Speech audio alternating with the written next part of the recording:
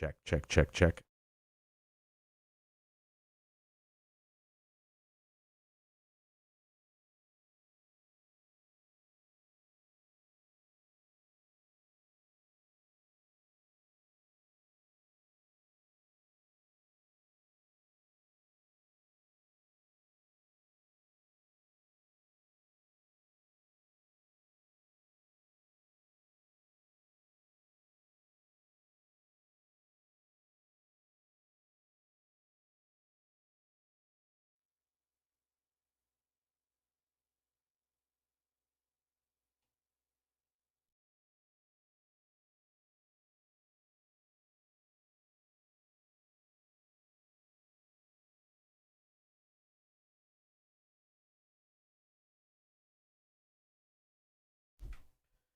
Good morning. Let's do this. Kotter and Marshall Show. Get on that stream early. Facebook, YouTube, and Twitch. Be sure to like, follow, and subscribe. As always, you can listen to the show. Just download the Rock 1061 app for free. Get us on your in-home smart speaker or check us out at rock1061.com. Good morning, Marshall. Are we both wearing like greenish? Or am I colorblind? Mine's brown. Brown, greenish? Yeah. Okay.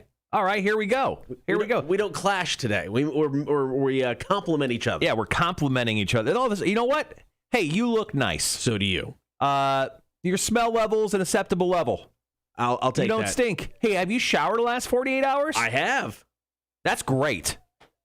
What a good start to the show. I think so. Compliment Thursday. I love this. Here's the crappy part, though. I woke up this morning dead convinced it was Friday. Oh, no. Got to work. I'm like, I'm going to Huckapoo's for lunch today. I'm going to grab some beers. Beer for breakfast? It's going to be great. Oh, it would have been great for you. So then I'm looking at the show. I'm like, this isn't Friday stuff. It's Thursday? Yeah. Sorry to break it to you, man. It is Thursday. I was all set for a 3-day weekend. Well, 4, technically. Yeah, I guess that's true. If 3.5-ish for us. Skip out. Yeah. But no, so we're here, and it's Thursday. Yeah. Sorry to break that to you. Wow, okay. that's a tough go. I'm going to make it through the day. You're gonna do this. It'll be all right. Hey, I believe in you. Thank you. And there you go. Look, positive vibes. Positive Vibes Thursday. I love the way the show is starting. I guess the good way to look at this, I get to wake up tomorrow knowing it's a Friday. Mm-hmm. So I get to wake up 2 days in a row celebrating Friday. Yeah. And no disappointment for the second one. Uh-huh. All right, so coming up on the show today, I'm going to get quizzed in the face. Yeah, you are. We've got Jeffe, the new music beta fish, selecting a new song for us today. It's between a new supergroup called the LA Rats or brand new stuff from Angels and Airwaves. We've got the perfect burger. We're going to power rank some of our favorites. Right. We've got the call, comment, and text. What is your go-to cheat, I don't give a damn fat meal that you're most excited about on a day when you're eating all junk? Yeah, people are very excited about this one. At least online, we've gotten quite a few comments. I've got 3 or 4 myself. Who would have thought the fat guy had some really good thoughts on some fat food? All right, coming up about last night, Tom Brady is the king of the trolls. Yeah, he's doing pretty good. I mean, he's not like Jake Paul level. No. But he's doing pretty good for himself. We've also got the story about Shannon Sharp and Julio Jones and Marilyn Manson. There's a warrant out for his arrest, but it is not what you think. We got that story coming up next to kick off the show. Kotter and Marshall, good morning. Here's Royal Blood and Typhoons on Rock 1061. Morning, everyone. Morning, Wanda. Morning, Raven Duntis. So the weird thing, I'm using, our streaming system over here, and sometimes it gets finicky. Sometimes it'll get like stuck on a number, and other times it'll just like be normal, and it'll tell me like how many people are watching at any point. Today it's not working at all. The number is not working at all. It just says 0, but there's way more than that. Good morning, everybody. Wanda, Raven Duntis. Holy but Jesus, what is wrong with Marshall? I don't know. You're complimenting me, I'm guessing. Oh, that's yeah. What it was. Yeah. You're just throwing everybody off. Throwing some positive vibes out there, man. Why the hell not? Just doing it. Wanda, thank you for getting the hot sauce. I think you're probably the first person to order. She was the first person that I've confirmed seen order the new hot sauce, like have it in hand. Yeah, no, that's 100%. I've seen multiple people order. Cam Cross ordered a bottle. Yeah, he was actually texting me about it last night. I know he got a bottle of the new hot sauce. I know Sandy picked up a couple bottles of it. Nice. So, yeah, very excited about getting through this first run of hot sauce because Jeremy said, if it sells well, he'll do more in the future. I would love for our hot sauce to not just be a one-off thing, for it to continuously be a thing forever. Yeah, no, I think that'd be awesome. And just a reminder, we're not making crap off of this. All goes to Jeremy, man. Just helping this dude kind of get this business rolling. Yeah, absolutely. Ready to break in my new Vans. I've been so close to buying some slip-on checkerboard Vans. I used to have. I was going to say you had some in the past. Yeah, I've been rocking all sorts of Vans for a while, and I almost bought another pair 2 months ago. Just didn't pull the trigger. Actually, the only reason is they didn't have my size. Okay. Yeah. Dude is so nice. I mean, he is just an awesome guy. Waiting on porch, product in hand. That's awesome. Yeah, Jeremy. I mean, he's a weirdo. Don't get us wrong. He's a weirdo, but he is incredibly nice. And I think that just goes back to him being a bartender. Yeah. The majority of his life, he knows how to work people. Yes, 100%. He knows how to make you feel good, with or without alcohol. I got plain black ones last night. Sick of the white shoes. Yeah. I usually did like the checkerboards. I'd like do just the white and black or the black and gray if I wanted to keep it. Yeah. Oh, Dirk.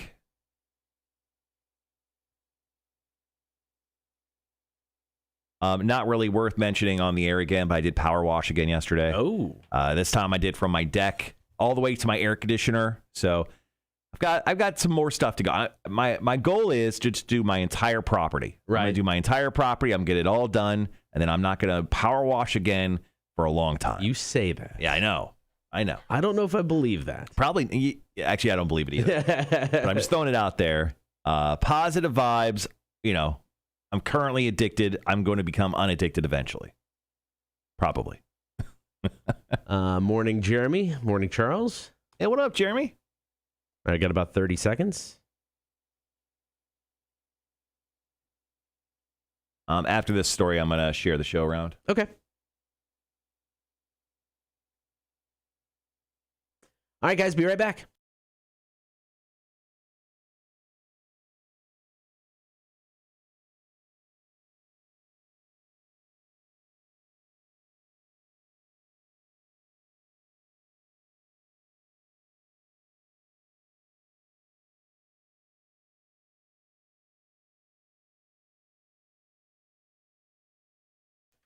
Good morning. Thank you for hanging out. Kotter and Marshall show. Let's dive right into About Last Night, story number one. So there is a warrant out for the arrest of Marilyn Manson, but it's not what you're thinking. Of course, Manson is dealing with legal issues involving sexual assault allegations from multiple women. But this warrant is from Guilford, New Hampshire, where Manson is facing 2 counts of misdemeanor simple assault for an alleged run-in, and I use that term loosely, with a videographer. Now, he was doing a show back in 2019 at the Bank of New Hampshire Pavilion, and there were people hired by the venue to film the show. Right. And they shoot that feed back to the big screen behind the band. You see it at about every concert you go to anymore. Well, there's video of Manson basically sticking his grill right in front of the camera, and then he just hocks a big old loogie right on the camera, and it hits the videographer. It wasn't like a direct shot at the videographer. It was at the camera. It was an indirect. It was a spittle wall. I don't even know how to explain it. I mean, it was just some backwash. Maybe. I mean, she got hit with, it was like, just the remnants of it. Yeah. Because, I mean, the most of it just hit the lens. Right. And then, just the little, spittle from the side came around and hit her. So the videographer did not have a pleasant experience with that, decided to go to the cops with that. But officially, an arrest warrant wasn't made until 2 months later. So this videographer went home and was like, well, that was gross. And then over 2 months got more and more mad about the situation, then eventually went to the police where they actually had the live footage of it, and then they decided to put out this arrest warrant. Now, the arrest warrant's been out there for a while, but it hasn't really been made public until now, which is weird because it's almost 2 years later. Yes. And now Manson is facing all sorts of other legal trouble. So is this just like another log on the fire just to kind of keep, Manson's name in the news and kind of just I don't know, just add on another thing to something that we don't know is real or not? Possibly. I mean, the cops claim Manson, his agent, and legal team have known about the warrant for some time, but have made no effort to return to New Hampshire. Does anybody make an effort to return to New Hampshire? Yeah, name one thing in New Hampshire. I honestly can't. Yeah, I got nothing. It's in the Northeast. That's all I got. Now, according to TMZ, they have sources in Manson's camp that deny that, and they say they actually haven't been in contact with the police in New Hampshire since the warrant was issued 2 years ago because they're just like, well, we just won't go back to New Hampshire. Like, we're good. We don't need this. Now, I'm not one to jump on the bandwagon to defend Marilyn Manson with everything else he's got going on right now, but this is dumb.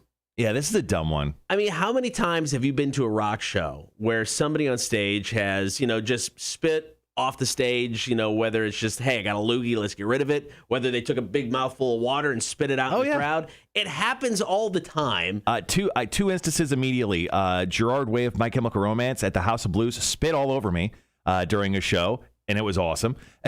Two, it was the guitar player of CKY at a small show in Wisconsin. He came out. Now, it wasn't spit. He was drinking a Jack Daniels. Right. Now, it was a foot stage. Like, it wasn't like a big, crazy stage. It was literally a riser they were playing on. He came out and threw his Jack Daniels into the crowd, like kind of body level. Right. And it went directly into my eyes. Oh. So the show started out with me with alcohol burning sensation in my eyes. And you know what? That was also awesome. I just don't know how somebody could be arrested for this. Now, if you maliciously walked up to somebody and just spit in their face, right. Different story. And, these times and ages, all this was prior to the pandemic. Yeah. Currently the pandemic, I could see why people would be very upset and why this would probably go to this extent. But come on.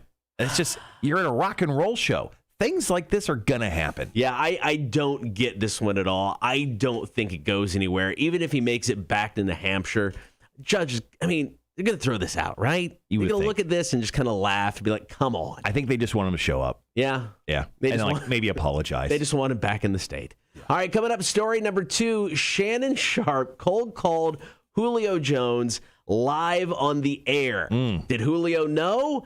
I don't know, man, but this is kind of getting weird. We got that story coming up next. Kotter and Marshall Show, Rock 106.1. I think it's kind of a work, personally. I do, too. There's a lot of talk out there. I've got some theories about that. I do, too. About it being a work? Yeah, I think it was. Yeah. I kind of think it was set up. Yeah, buddy. Morning, A-Dub. You're up early, buddy. Sorry, I know you're not up early, but you're early on the chat. How about that? He wakes up super early, works out, runs, jumps. Right, Raven Dantes? I wouldn't go there either. I'm going to share the show around. Okay, so do it, guys. All right, so we've got this Sharpe Jones story, and then Tom Brady just trolling the hell out of Aaron Rodgers. It's funny stuff. We'll get to that. Can you survive in the wilderness for 16 days? Too many people think they can. And, of course, call, comment, and text top of the 7 o'clock hour. What's your go-to cheat meal when you're just eating junk? What do you like? What's your first choice? We'll call, comment, and text on that after 7 o'clock. Of course, I'm getting quizzed in the face today. Jeffe will make an appearance later on. We've got a song from L.A. Rats, a new supergroup featuring Rob Zombie and Nikki Sixx.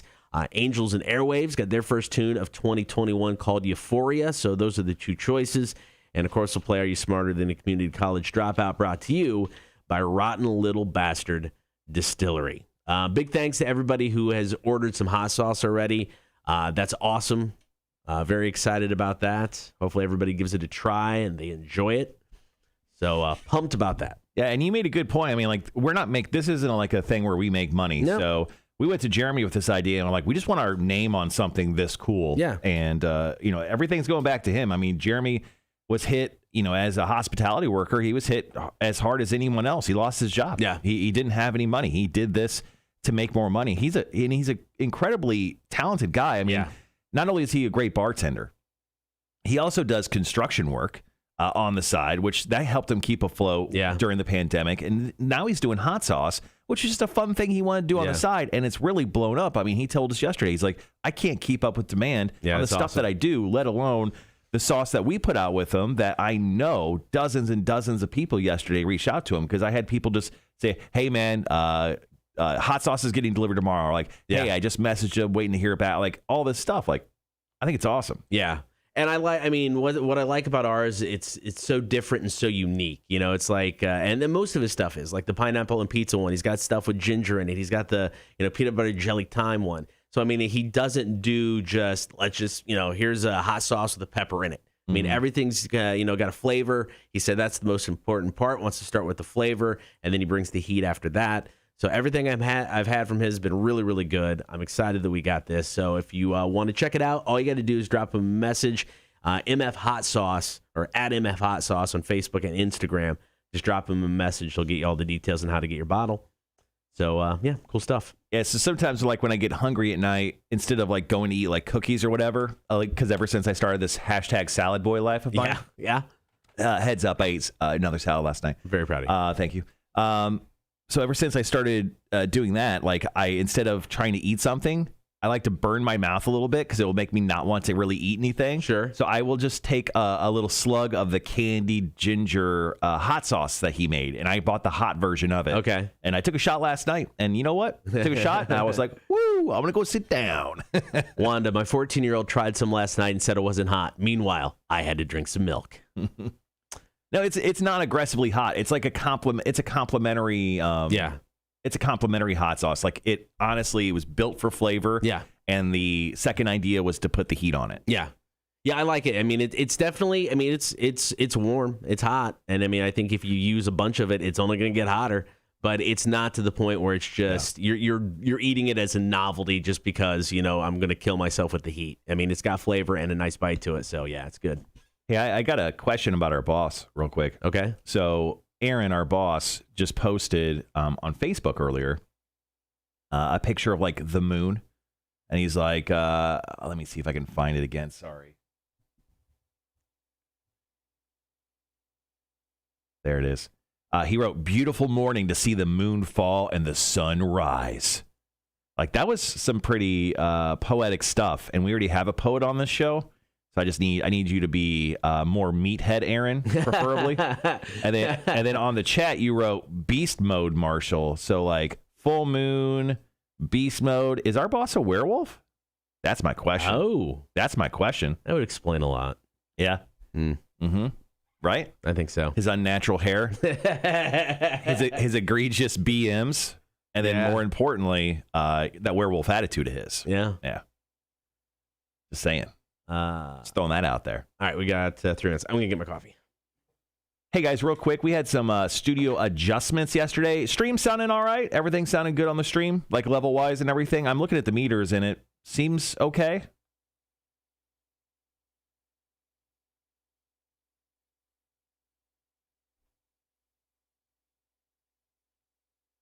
Sounds fine to me. I'll take that. I'll take fine. All right. Perfect. Charles, how you doing today, buddy? Hopefully your day is not starting off in a murderous rage, as it has been these last few days.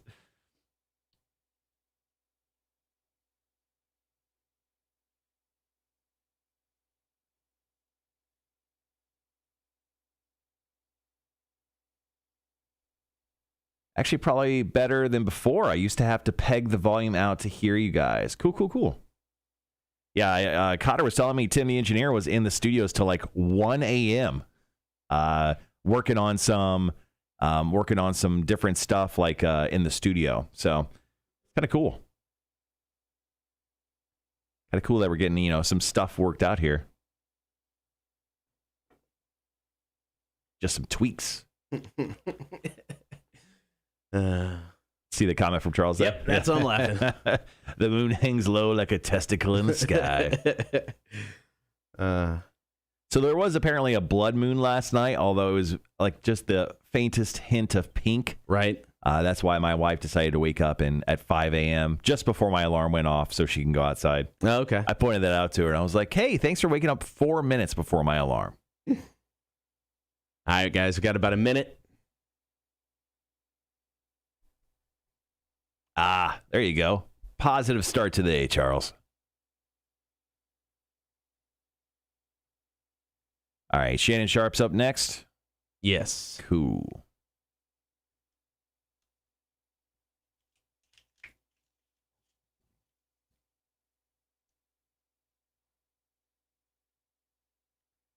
Dope. I'm definitely not going to do a salad for lunch today. I'm trying to figure out the best thing to have for lunch, though. Okay. Because I'm already thinking about it. Yeah. Because once again, I had a dinner or salad for dinner last night, and that would make anyone think about breakfast the moment they wake up. Yeah, I get that. All right, guys, we'll be right back.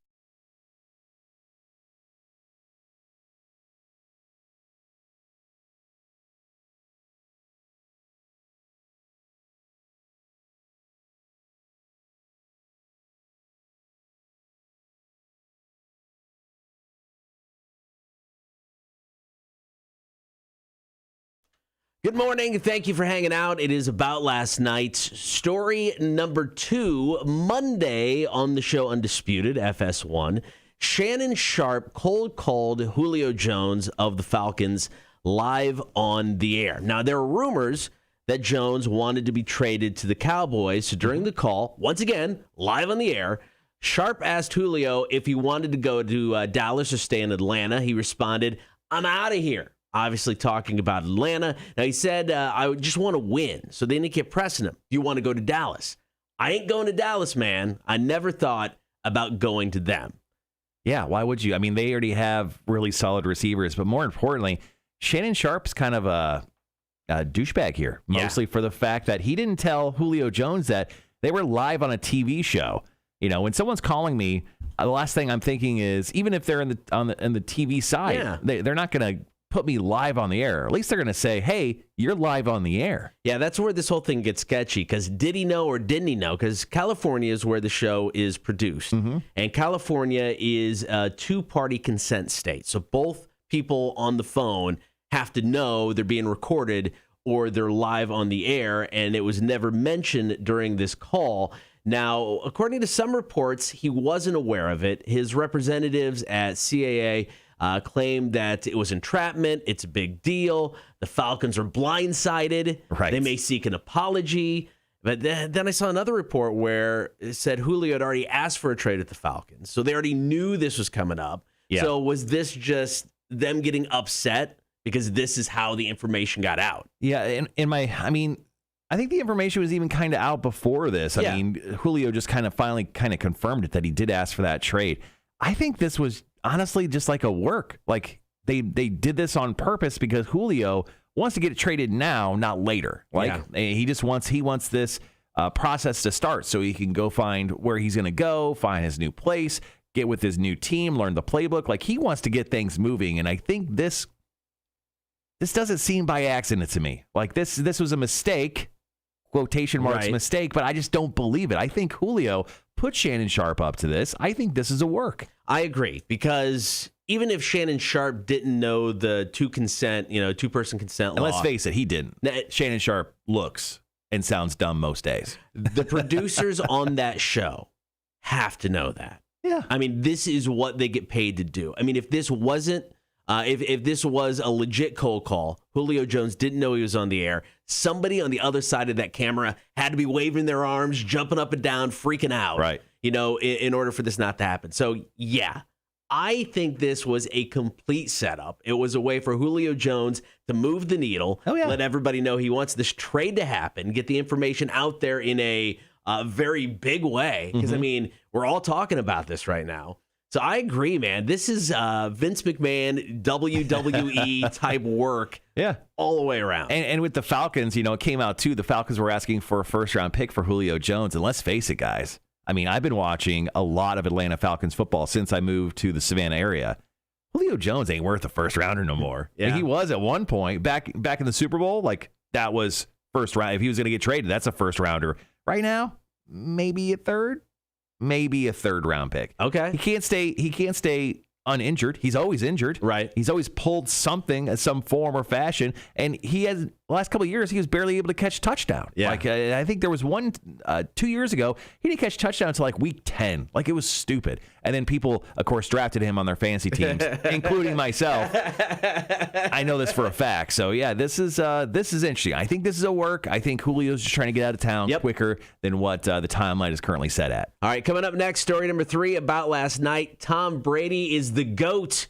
of internet trolls. I think he does this. This isn't the first time he does it, has done it, and he's done it well every time. We've got this story coming up next. Here's Shinedown and Monsters. It is the Kotter and Marshall Show, Rock 106.1.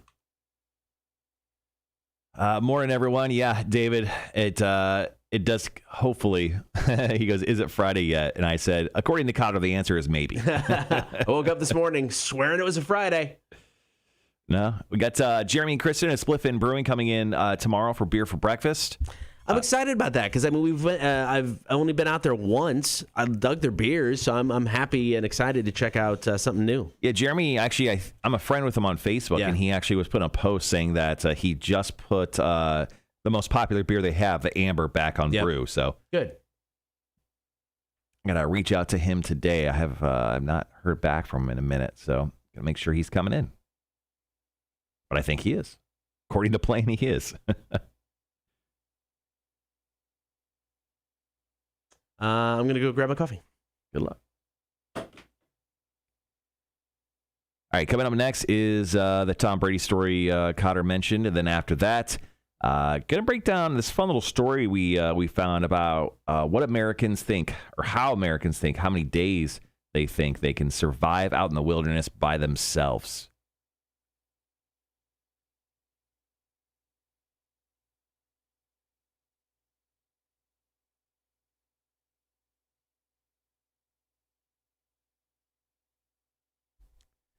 Last night was a very chill night at my house. It was actually really cool.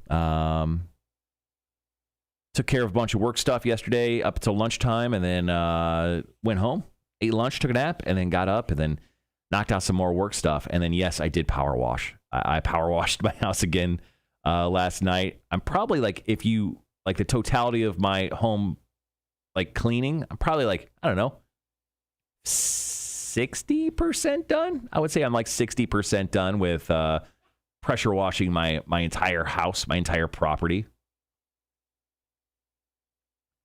Wanda says, do they have any tools for survival or just straight up by themselves in the wood? Oh, for that story we're going to talk about? It doesn't say about tools. It just talks about a flint. It does talk about a flint. Yeah, I mean, it does talk about that, but this is without any tools in regards to it. People think way too highly of themselves. Yeah. How many tools/weapons do you get to start off with the wilderness? All right, guys, got about a minute and a half.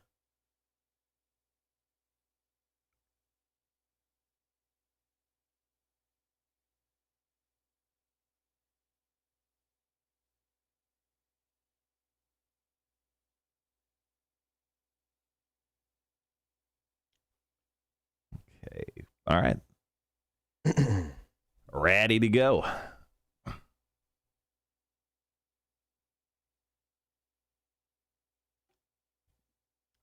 There we go.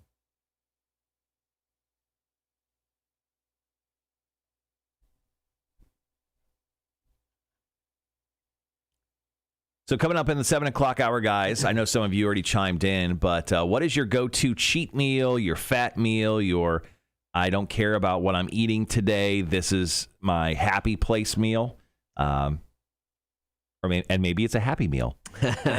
But go ahead and chime in on the chat if you would like with your favorite cheat, I don't give a damn fat meal. Let us know whether it's from your favorite fast food place or whether it's Ruth Chris downtown or some weird spot back home where you're from. Go ahead and drop that into the chat, and we'll share those at 7 o'clock. All right, guys, be right back.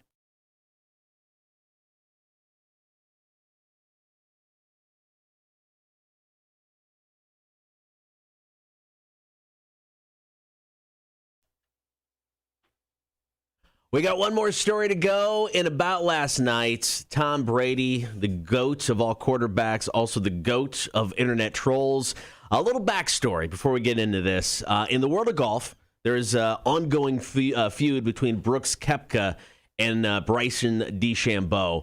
A video came out this week of Koepka being interviewed at the PGA Championship. During the interview, DeChambeau walks past Koepka behind him, and the disdain and disgust on Brooks' face is absolutely priceless. Yeah, it was actually so jarring for Brooks because he hates Bryson DeChambeau that much. He actually stopped the interview and made him restart because it was a recorded piece that they were doing. It wasn't a live piece, or he probably wouldn't have had that reaction. But that became a meme instantly. I mean, people went crazy with it. Yeah, if you haven't seen the interview yet, or even just the photo of his face, it is great. Well, coming up on July 6th on TNT, Tom Brady is teaming up with Phil Mickelson to take on Aaron Rodgers and Bryson DeChambeau in a golf match.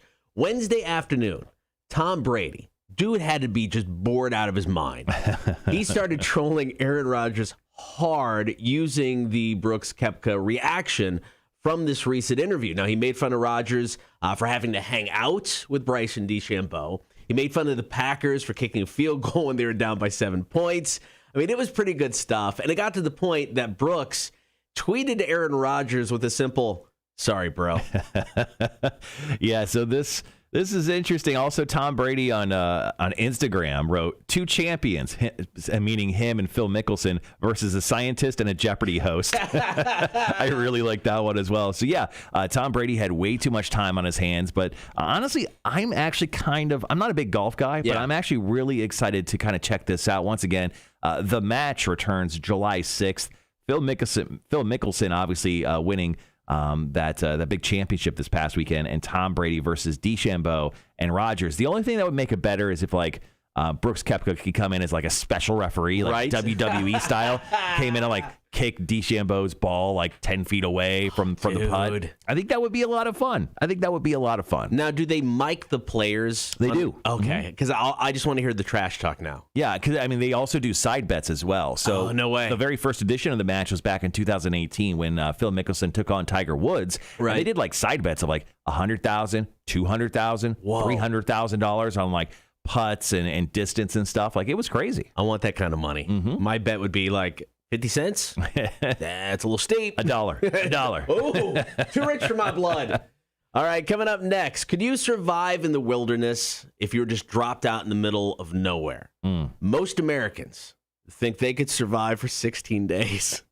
No. Most Americans think way too highly of themselves. We got that story up next. This is the Kotter and Marshall Show, Rock 106.1.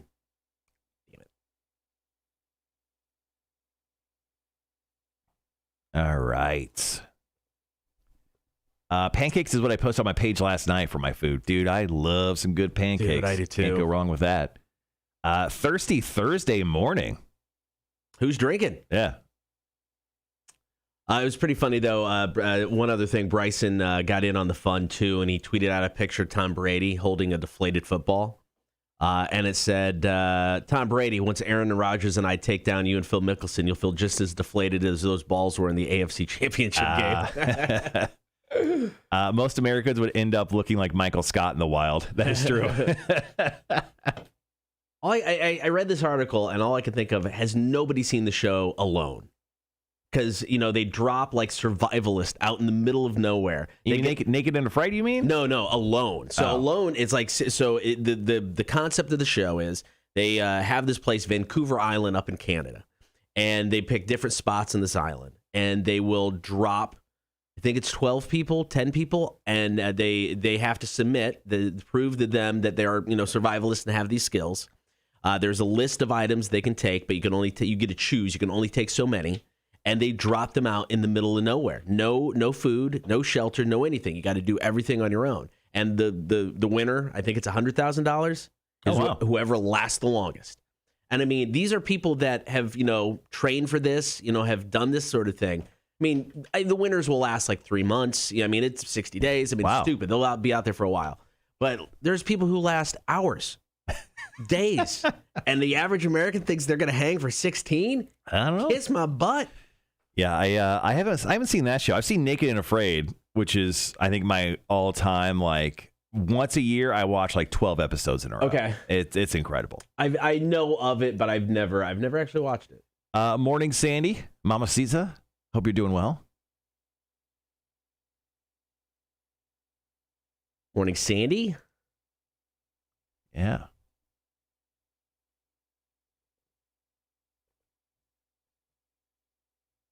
Exactly. Sandy right there. Naked and Afraid, one of my favorites. Naked and Afraid and what was that? Storage Wars for a minute. I love Storage Wars. I used to watch that stuff. Like when I had nothing to do, I would turn that because they always have marathons of it all, right? Like they would just, it's like ridiculousness on MTV. Yeah. Like all they played for an entire day was that show. Yeah.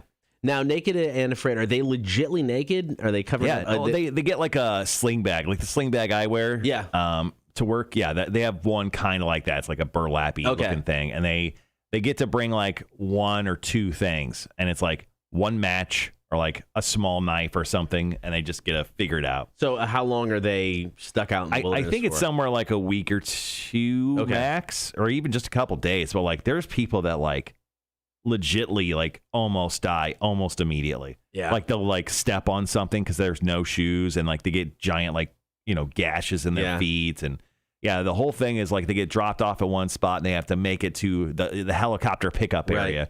And if they make it to that, they have a few days to do that. And you have to stay overnight, like maybe it's like only a couple of days. Yeah. But they have to like build a shelter each night, and they hear weird animals, and they're getting hit with all these bugs and everything. It's crazy. I wouldn't want my giblets to be exposed that long just for bugs and everything to feast on.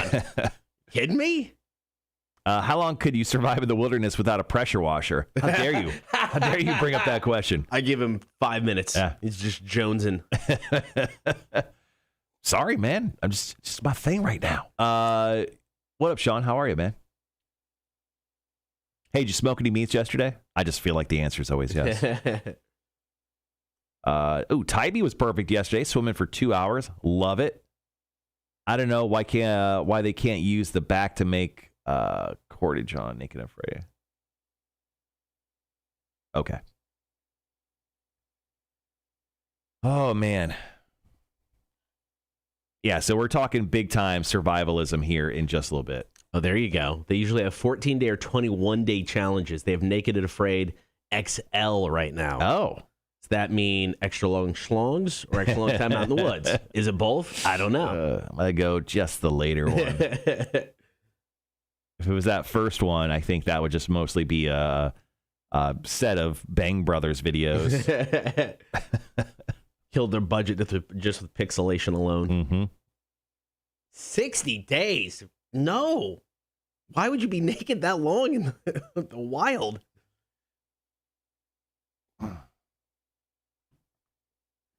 $90-day challenge. No beer, no smoker. Screw that. No Naked and Afraid for me. I got to watch Naked and Afraid XL now. I'm curious. Yeah, you should just. Have you watched any Naked and Afraid before? I've caught clips here and there, but no, never a full episode. You start with regular Naked and Afraid. You're not ready for XL. I want to go all in. No, you can't go all in. Don't go all in. You're gonna regret it. You're gonna regret it. Go with a simple regular episode, and then if you feel like you're a big boy, you zip up, your big boy pants. Then you throw on the XL. And one time on XL, these two dudes got some kind of bacteria in their balls, and it was gross. Elaine saying go all in? The one on now is 90 days. They are in Louisiana. Go all in. Going balls deep. Mm-hmm. Dude, so when I was making dinner last night, I just made like a simple salmon. I just put I did like a honey mustard and like some strawberry jam glaze thing on it. Super simple, right? Yeah. So I threw it in the oven, and they were really small pieces of salmon, so they cooked off in like 15 minutes, 20 minutes. Yeah. And then I just did like a kale salad, just like a kale salad in a bag. Super easy. Dinner took like 10 minutes to make outside of the cook time. So I'm plating everything, right? Putting the salad on the plates, boom, nice and easy. I have the salmon, I put it down, I put them on the table, and I realize, I didn't put my salmon on the table, on my plate. So I take it, and it's got that honey mustard glaze, and so to avoid like letting it drop on the floor, right, I pick it up with a spatula, and I put my hand underneath it, just in case it decides to slip. I'll catch it with my hand. Right. So I'm doing that, and a droplet of the like honey mustard glaze falls on my finger, like almost immediately. It essentially gives me a 3rd-degree burn on my finger, and that's why I'm wearing a Band-Aid this morning. Because, like, immediately it started bubbling up, and I'm like, that's not good. And it hurt like a mother effer yesterday. So, fun fact, if you're going to plate foods, do it in the same place. Don't do it across the room like an idiot like me.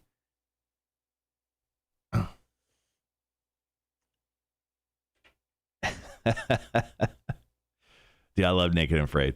Jeremy's like, yeah, I'm the same, Marshall. I love Naked and Afraid. That stuff is hilarious. Cocky-ass dudes think they're all tough and crying in 2 days.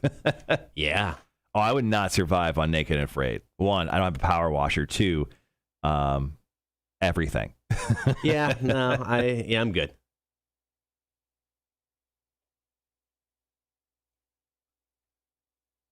Out of the entire horde, who do you think would do the best on Naked and Afraid? Oh, big, bald, and sexy.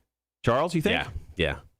That's a good one. I think I could see him surviving anywhere. All right, if I can't choose Big, Bald, and Sexy as my number one, the second pick in drafting for Naked and Afraid, I would like to choose Horny for Smoked Meats. I would like to choose Sean. Here's the reason why. Sean will find a way to make a smoker. he will get an animal, and he will smoke that animal almost immediately. I know with Sean as my number one pick, good pick for Naked and Afraid, he will never go hungry. That's a good pick. He's a skinny guy, too. All right, guys, be right back.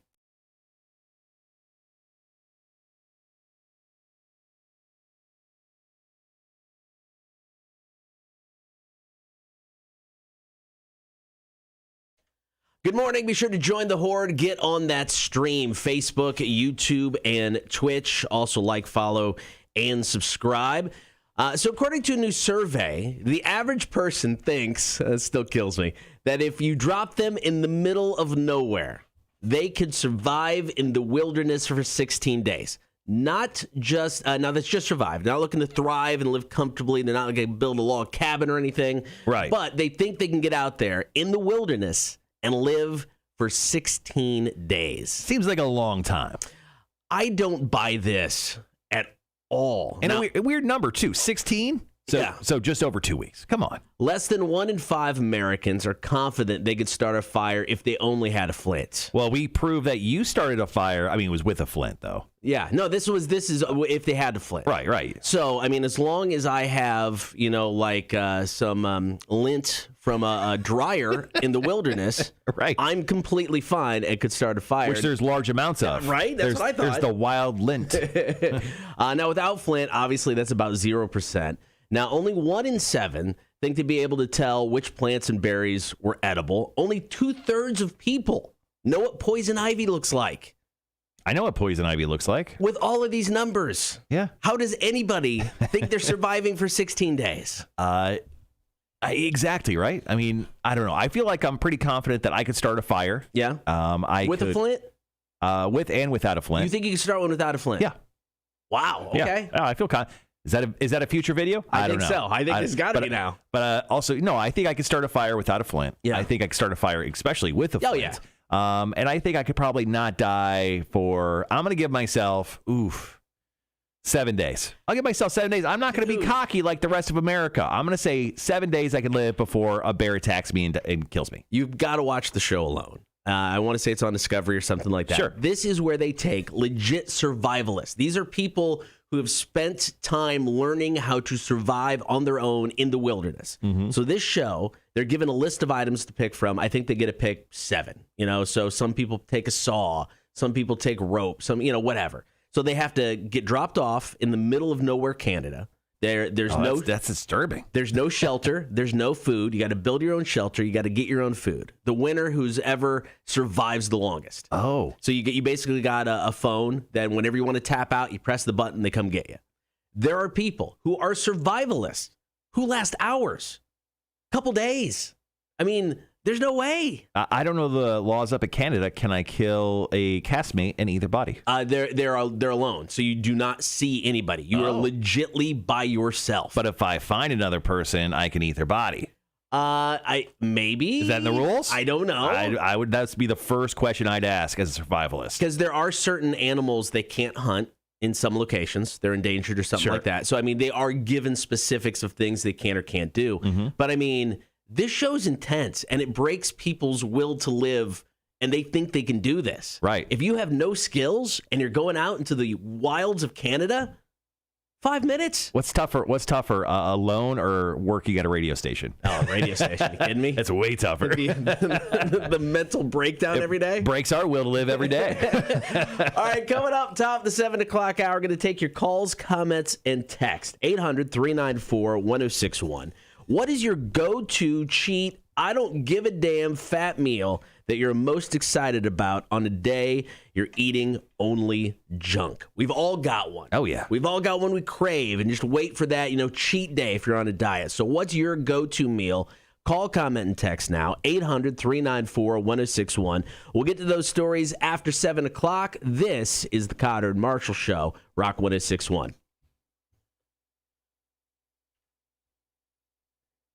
Let's see. Charles, going back to our conversation of which member of the Horde would do the best. Charles goes, going to survival mode in Georgia would be easy. Too many people throw trash everywhere, so you have an unlimited supply of materials to work with. Solid point. My next would be Wanda, because she has kept so many people alive. I think she can go out if she just has to fend for herself. It'd be like a day off. Interesting choice. Yeah. One of the groups, I think on one of those like Naked and Afraid shows or Alone, caught an alligator and built a smoker inside of a tree and smoked the gator. That's awesome. Sean goes, that's amazing. Sean's like, goals. Tony says, I think I could survive 16 days. I would hate, bitch, and absolutely be miserable. It would be the loneliness that gets me. Yeah, and on the show Alone, that's half of it what it is. I mean, people just mentally break down, and they can't handle it, and they have to see somebody. Doing what we do, I could be alone for 16 days, no problem. I would be fine with that. I think the being alone part for 16 days would not be an issue. But having to keep myself alive, there's the problem. It's that part that's a real bitch. That's the issue. Because, I mean, it's like you, so on Alone, like some people will, take fishing, line and, they'll usually make their own lure, because anything they find, if like trash floats by, they can use it. So, anything they find, they can use. The shotgun on a board just happens to float by. Like, that's convenient. So, I mean, they will find things that they can use. But, I mean, there are sometimes it's like, you really don't necessarily have anything to hunt with. Some people have taken, like, bows and arrows, but it doesn't always pay off. A lot of times it's fishing, and then you're just hoping to catch a fish to keep yourself alive. Most of these people drop so much weight. I mean, they will pull people because they do check on them, do like a weight check and everything like that. Right. They will pull people if they're you're going to die if you live out here anymore. But it's a crazy show, man. And yeah, people who win will stay out for 60 plus days. Interesting. All right.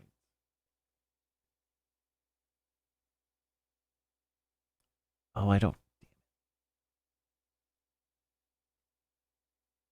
Sorry, I'm just getting all of our comments from our Facebook all lined up. I was going to say, let's see. I was going to say White Castle, my don't give a damn meal, but as much as I enjoy it, I feel almost instant shame or regret after eating it. The smell just sticks in your beard and your skin. It's in your soul. All right, guys, once again, if you haven't already, make sure to let us know. What's your favorite cheat meal? Like, what's the comfort food? What's the thing that makes you feel the best if you just don't give a damn about what you're eating that day, which is actually most days for me. Yeah, I went on the diet last July, and I've gained, 10-ish pounds, depending on what I get on the scale, from, where I was max weight loss. So I'm like, I've got to get back on it. I don't have to drop 30 pounds this time. I just got to drop 10. Because it has been a free-for-all when it comes to food lately. I give no Fs. And I'm not going to tomorrow either because I'm going to Huckapoo's and getting pizza. So Saturday, the hash runners out on Tybee. Yeah. So the plan is I'm going to get up and I'm going to pay attention to Google Maps to see how the road to Tybee is.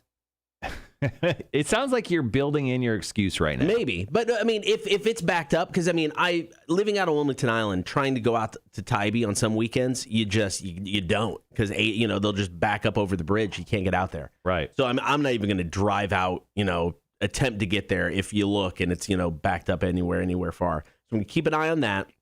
And then the goal is probably to leave around 10:30 because, you have to get out there and find a spot. So that's the goal. So I went out on Memorial Day weekend last year, during the pandemic, because we had family in town. And we went out there, and during the pandemic, it was fine. Yeah. Like, it was busy. I mean, it was jammed out there, but I was still able to find the spot. So that's the plan. As of now, I'm going to keep an eye on things and still try to make it out. One guy on a loan had 7 fish but got pulled for malnutrition. Oh well, I'm trying to think if I saw that episode or not. I don't know. It's an interesting show. I really, really like it. Let's see. Yes, or even Dante's. You just steer clear. So yeah, so I'll keep an eye on that, but the plan is to still go out there. We'll see how it goes. This group sounds like fun, so I hope it goes well. And by fun, I mean they drink beer after they run. So what's not the? Do you know anyone who does it? I used to. So one of the guys that was going to throw axes with me when he brought up I did the Rocky Horror stuff with him. The shadow casting Rocky Horror. That's how we knew each other. Mm-hmm. One of the ladies that was in charge of that, she was the one I think who first told me about it years ago and said you should come out and do this.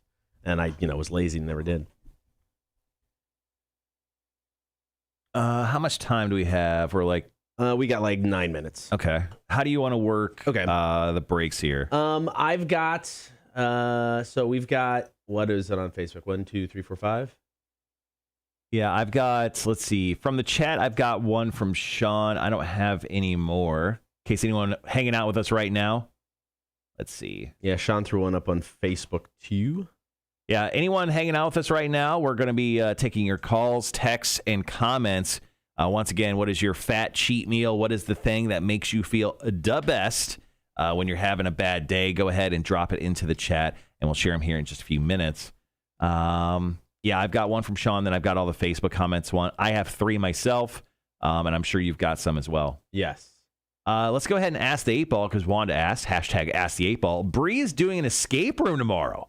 Will they complete the challenge and escape? It says ask again later. Once again, I don't like that one. Let's go ahead and try again. This is for our friend Bree, Wanda's daughter. As I see it, the answer is yes, says the Magic 8 Ball. So congratulations to your daughter. So I've done 2 or 3 escape rooms in Savannah. I've completed all of them. Okay. The hardest one available at the, what's that underground one right next to the rail? Oh, I know what you're talking about. There's the rail, and then there's actually an escape room right next door. Right. But if you go down like 20 more feet, there's that, it's like the Savannah Escape Company. Okay. It's the one that's like in the basement of that building. I did the hardest one in there, and I beat it with like 8 minutes left. Okay. So that's the toughest one I've done in Savannah. Every other one, we've flown through. Super easy. How about to kind of kick this off, we could run down some of the Rock's cheat meals, since he's epically known for his cheat meals. Oh, sure, yeah. I found a list here. Oh, perfect. So we can just run down some of his stuff as a kickoff. Let's do that. Okay, so let's do The Rock. You kick off with that story. Yep. And then I'll go to the stream for Sean's, and then I'll tell you one of mine. Okay.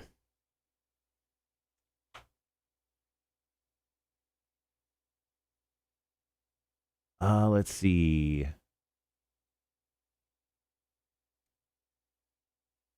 Oh, Tony dropped one too. I've got that. Tony goes, I think anything gooey is my look forward cheat. Gooey brownies, cookies, casseroles, warm sandwich with cheese, creamy dips. And then Tony goes, and can't use creamy in case Mac is on the chat. Wait, is creamy part of the... I just assume any word anymore. Any descriptive word Yeah. is a word that Mac hates? Oh, that's not what I wanted.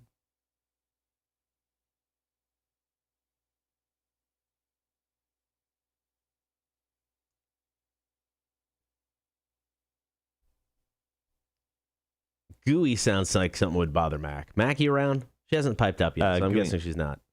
Maybe she's sleeping in today. Ah, Rhett, you're very welcome. Yeah, we saw your text. Very welcome, man. Very welcome. Oh, Thomas dropped one too. Cool. You know, I mean, the quality of the Kotter and Marshall stickers, solid. I mean, they are some of the best stickers, quality-wise, I think we've ever had. Hands down. I mean, the rock stickers and stuff like that have always been good, but the quality of these are fantastic. Yeah, I went through a company called, not a local company. It's a company, just Sticker Mule, I think I did. Yeah, but they did a great job. I actually want to do, in the next run of those, I want to do a bigger version. Yeah. I mean, the stickers we have now are like a 3x4-ish.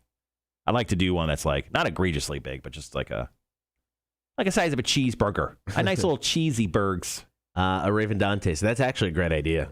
Can we get a hypnotist from Mac to curb a reversion of some of these words? Oh, my. Do it live in the air? Well, I'll tell you what, that's the second part. So we're going to do a bit where we're going to go over words Mac hates. And you know what? I think we do a follow-up where we try to get her out of that. Get her help. Yeah. Get her help. Dude, that's a genius. I love it. A Raven Dantes with the... Okay, we'll do that this fall. We're going to keep it for book. We have a ratings period in the fall book. We're going to plot that out, and we're adding that. Thank you. Here, I'm going to write on the... Yeah, write that down.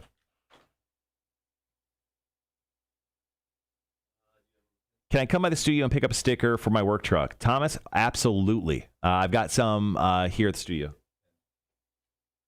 I mean, we're in studio until probably close to lunchtime today. So if you can stop by today, 401 Mall Boulevard, feel free to swing in and let us know when you show up, and we'll hook you up, man.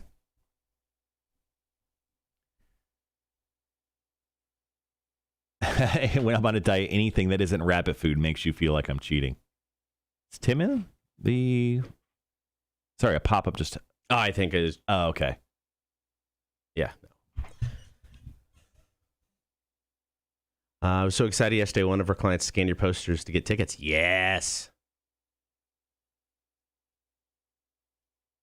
Do I need to go drop posters anywhere? I guess, since A-Dub brought that up. Yeah. If anybody wants to pick up a poster, you can swing by and get a poster. If you got a place of business or some place you got a bar you're a regular at, it would throw up a poster for one of our for our 20th anniversary show. Feel free. Oh, speaking of bars, I'll be at the draft room at Berwick tonight, so I'll drop one of the posters there. Speaking of anyone on the chat, I'm hosting bingo tonight at the draft room at Berwick. Stop by, come hang out, play some bingo. We play 10 games. We give away a $50 gift card with the last game. The other rounds, we give away free swag, beer, apps, all that fun stuff. So, Thomas, Stacy's actually on vacation for the next week. I mean, I'm happy to do that when she gets back.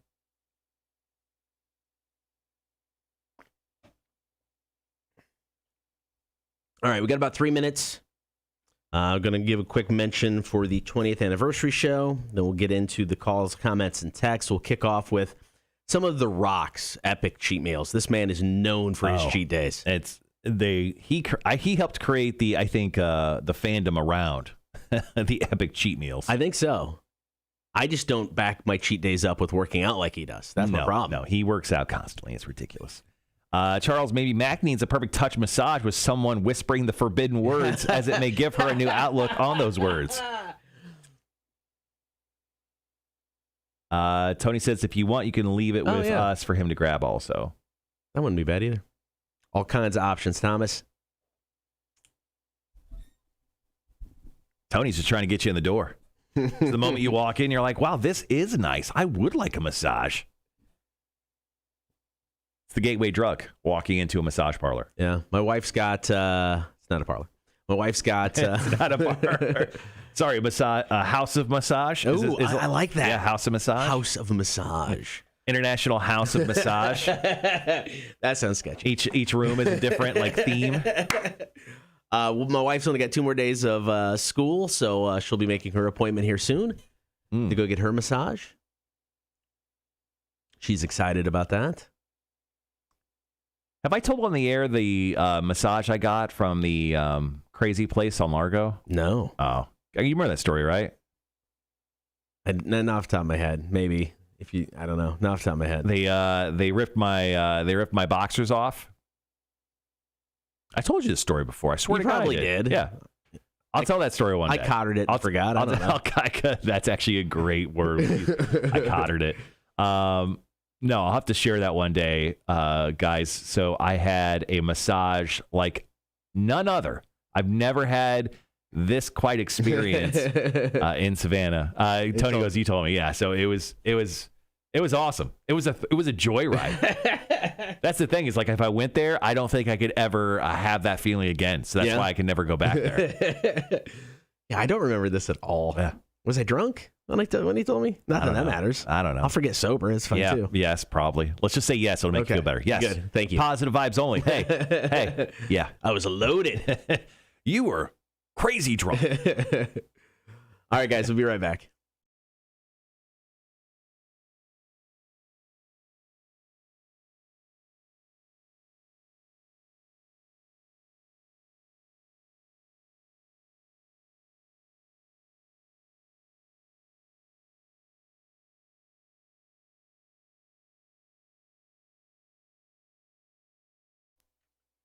Good morning. It is the Kotter and Marshall Show. Don't forget, coming up Saturday, July 3rd, Trustee's Garden in Savannah. It is the Rock 106.1 20th anniversary show. We've teamed up with Connect Savannah. Tickets are on sale now. You get to check out Puddle of Mud, Filter, Sponge, and two great local bands, Whaleboat and Lilac. It's going to be an all-day event Saturday, July 3rd at the Kehoe Ironworks building at Trustee's Garden. Sorry, it's a very long name. You're asking me to remember a lot here, but the show is going to be so much fun. Yeah. So here's the deal. Tickets are on sale, like Kotter said, right now. Rock1061.com or go to etix.com. Just search Rock 1061. You'll find our show. Buy yo tickets. All right, right now I'm going to take your calls, comments, and text. 800-394-1061. What is your go-to cheat, I don't give a damn fat meal that you're most excited about on a day when you're only eating junk? Now, if we're talking about cheat meals, one person instantly comes to mind because he has made cheat meals a thing, and that is Dwayne "The Rock" Johnson. Dude, he's the GOAT. He is the greatest of all time, at least posting his cheat meals. Yeah. Most of my cheat meals are just shame meals, which I think are on a different level. Like, shame meals are like when you're putting, like, you're dipping pickles in peanut butter, I think. But when you're talking about epic cheat meals, I mean, this dude's incredible. Yeah, this guy works out constantly, so he takes his cheat days seriously. So here's just some of his cheat meals over the years. 12 pancakes, 4 pizzas, 21 brownies. Now, he's a big fan of doing double dough pizzas, too. Yes. So, like, those things, I would love just to watch him eat all of it. I know that's like a weird kind of like food fetish porn, but I would just like to see if he could actually eat as all the stuff he says he does eat. Now, back in December of 2019, to celebrate the holiday season, he had 5 pints of ice cream. 5 pints of ice cream. What, different flavors? No, it sounds 5 pints of salt and straw ice cream. I don't know what that is. Oh, is that just a brand, I'm guessing? Maybe. There's a picture of him chowing down on banana chocolate chip pancakes and tequila. He's got his own brand, he likes to tell you. Yeah, I think that was just more product placement. 5 milk chocolate and salted caramel cookies, 2 bacon cheeseburgers, and a midnight sugar train. I don't know what that is. It's just 2 plates full of like is that what we're doing? Cookies, cheesecakes, brownies. Yeah, that's what he called it. What about 6 sushi platters and a plate of cookies? I could do that. You think so? That's a regular day for me. Like, that's not a cheat meal. Get out of here. 2 turkey subs and fudge brownies. And it is a plate of 1, 2, 3, 4, 6, 7 fudge brownies. Just a quick question for totally normal question. Yeah. So you're not supposed to eat 6 brownies? I don't think so. Oh, okay. Yeah. No, I've never done that. How about a 2-pound steak with a loaded potato? A 2-pound steak. That's a lot of steak. This man loves his cheat day. So that's why we want your calls, comments, and texts. What's your go-to cheat meal? Going to the stream, Thomas says, wings all day. I love them. Being 2 hours south of Buffalo, New York, it is in my blood. And then probably some Rice Krispie treats. Dude, Buffalo is supposedly supposed to have some of the best chicken wings in America. There's like 4. They don't have like one place. They have like 4 or 5 of the best chicken wing places in America. Honestly, if I went to Buffalo, New York, it'd be breweries and chicken wings only. I'd come back much fatter. I mean, it's like when you go to Philly, all these places are fighting over who originated the Philly cheesesteak. In Buffalo, it's the same place. All these people are fighting over who had the first buffalo wing. Jeremy on the stream, the most American dude we have, apparently. He goes, my fat cheat day would be a good old American greasy cheeseburger. Dude, I love a good cheeseburger. I mean, greasy, bring it on. Yeah, I mean, double stack those patties. Give me cheese between everything. Yes. Like every bun, every just throw it on there. Throw some pickles. Oh, hit me up. I mean, you've seen the cheeseburgers that have grilled cheese as the buns, right? Oh, maybe. I don't know. It's like grilled cheese sandwiches as the buns, and you have a cheeseburger in the middle. Wow. Right? That's too far. You think? Yeah, that's demonic. Satan put that together. All right, we are taking your calls, comments, and texts. What's your go-to cheat meal? 800-394-1061. So one time, I took an entire year off of eating Taco Bell. I just wanted to see if I could do it because I'd been on a really long stretch of eating Taco Bell a lot. And I still... Taco Bell is like my safe place, right? Yeah. Like everywhere else, usually every other drive-thru, especially in Savannah, it's always jammed up. Chick-fil-A, jammed up. Wendy's, jammed up. I don't know why Taco Bell seems to be that bright, shining light on the hill where it's not as busy as everyone else. Yeah. But Taco Bell, man, I could literally order any combo. Give me the quesadilla, steak quesadilla. Go ahead and give me those chalupas. I'll take all of them. I mean, it's just that's an awesome cheat meal. And I usually go with like a regular combo, and I'm like, treat yourself, and I get like a thing off the menu item, like a chicken chipotle melt. Oh, delicious. All right, 800-394-1061. Call, comment, and text. What's your go-to cheat? I don't give a damn fat meal when you're just eating junk all day long. More of your stories coming up next. Bring me the horizon. This is Teardrops. Kotter and Marshall Show, Rock 1061. Thing is, like when you eat a Taco Bell, like you know it's not good for you. And it's like 1 billion calories. Yeah. So that's why I added in my cheat meal. Everyone's like, Taco Bell's nasty. Have you had the Taco Bell breakfast? I have. Some of the Taco Bell breakfast is good. A lot of it's not. I will say that. Wanda, 100%. Well, I shouldn't say 100% agree because we go there, but it's a weird experience at the Taco Bell by the radio station. I don't go in there anymore. You can't go in. I mean, you take too long. I mean, there could be you and 2 other people, and you're going to wait 20 minutes. Well, they actually just redid the inside. They have those. Okay. They have those order your own stuff kiosks now. Yeah. So I think ordering's faster. Maybe on the inside, but I still haven't gone inside. And I've never gotten like bad tacos, as in it made me sick or anything. It's just I've sat in that drive-through a couple times. Way too long. Yeah. The Breakfast Crunchwrap at Taco Bell is pretty solid. They also have a Grande Taco burrito that is kind of good too. Salsa Mark texted in or something? Nice. Taco Bell is nasty. That's why it's easy to get in. There you go. I know, right?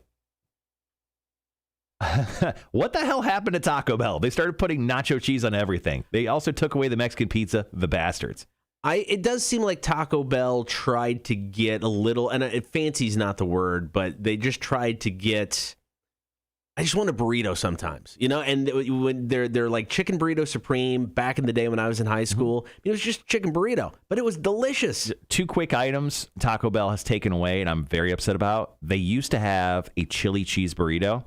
That was the business. Okay. Oh, yeah, dude. It was so good. It was really good. Yes. And then they recently had, and they brought back, and they took it away, the quesalupa. The quesalupa is a taco shell that has cheese in it, and they fill it up with like meat and lettuce and stuff in the middle. That is incredible. And I don't know why Taco Bell hates America, but they took it away, and people were big mad. I mean, Bro Bible, which is a website that we look at quite a bit, they actually wrote a story about how everyone was pissed about that. Yeah. Bring back the quesalupa, put it on full time. I don't give a blank and blank. All right, we've got about 45 seconds. I can give one of mine. We got a text from Salsa Mark. Yeah. We still got Wanda Shawn, Dennis Charles. Yeah. I've got any more? I've got, let's see.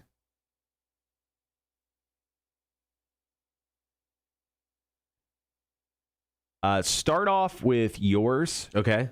I'll do Sean on the stream. Okay. And then go over some Facebook ones. Okay. Sorry, guys. We have to radio right now. All right, guys. Be right back. About 15 seconds.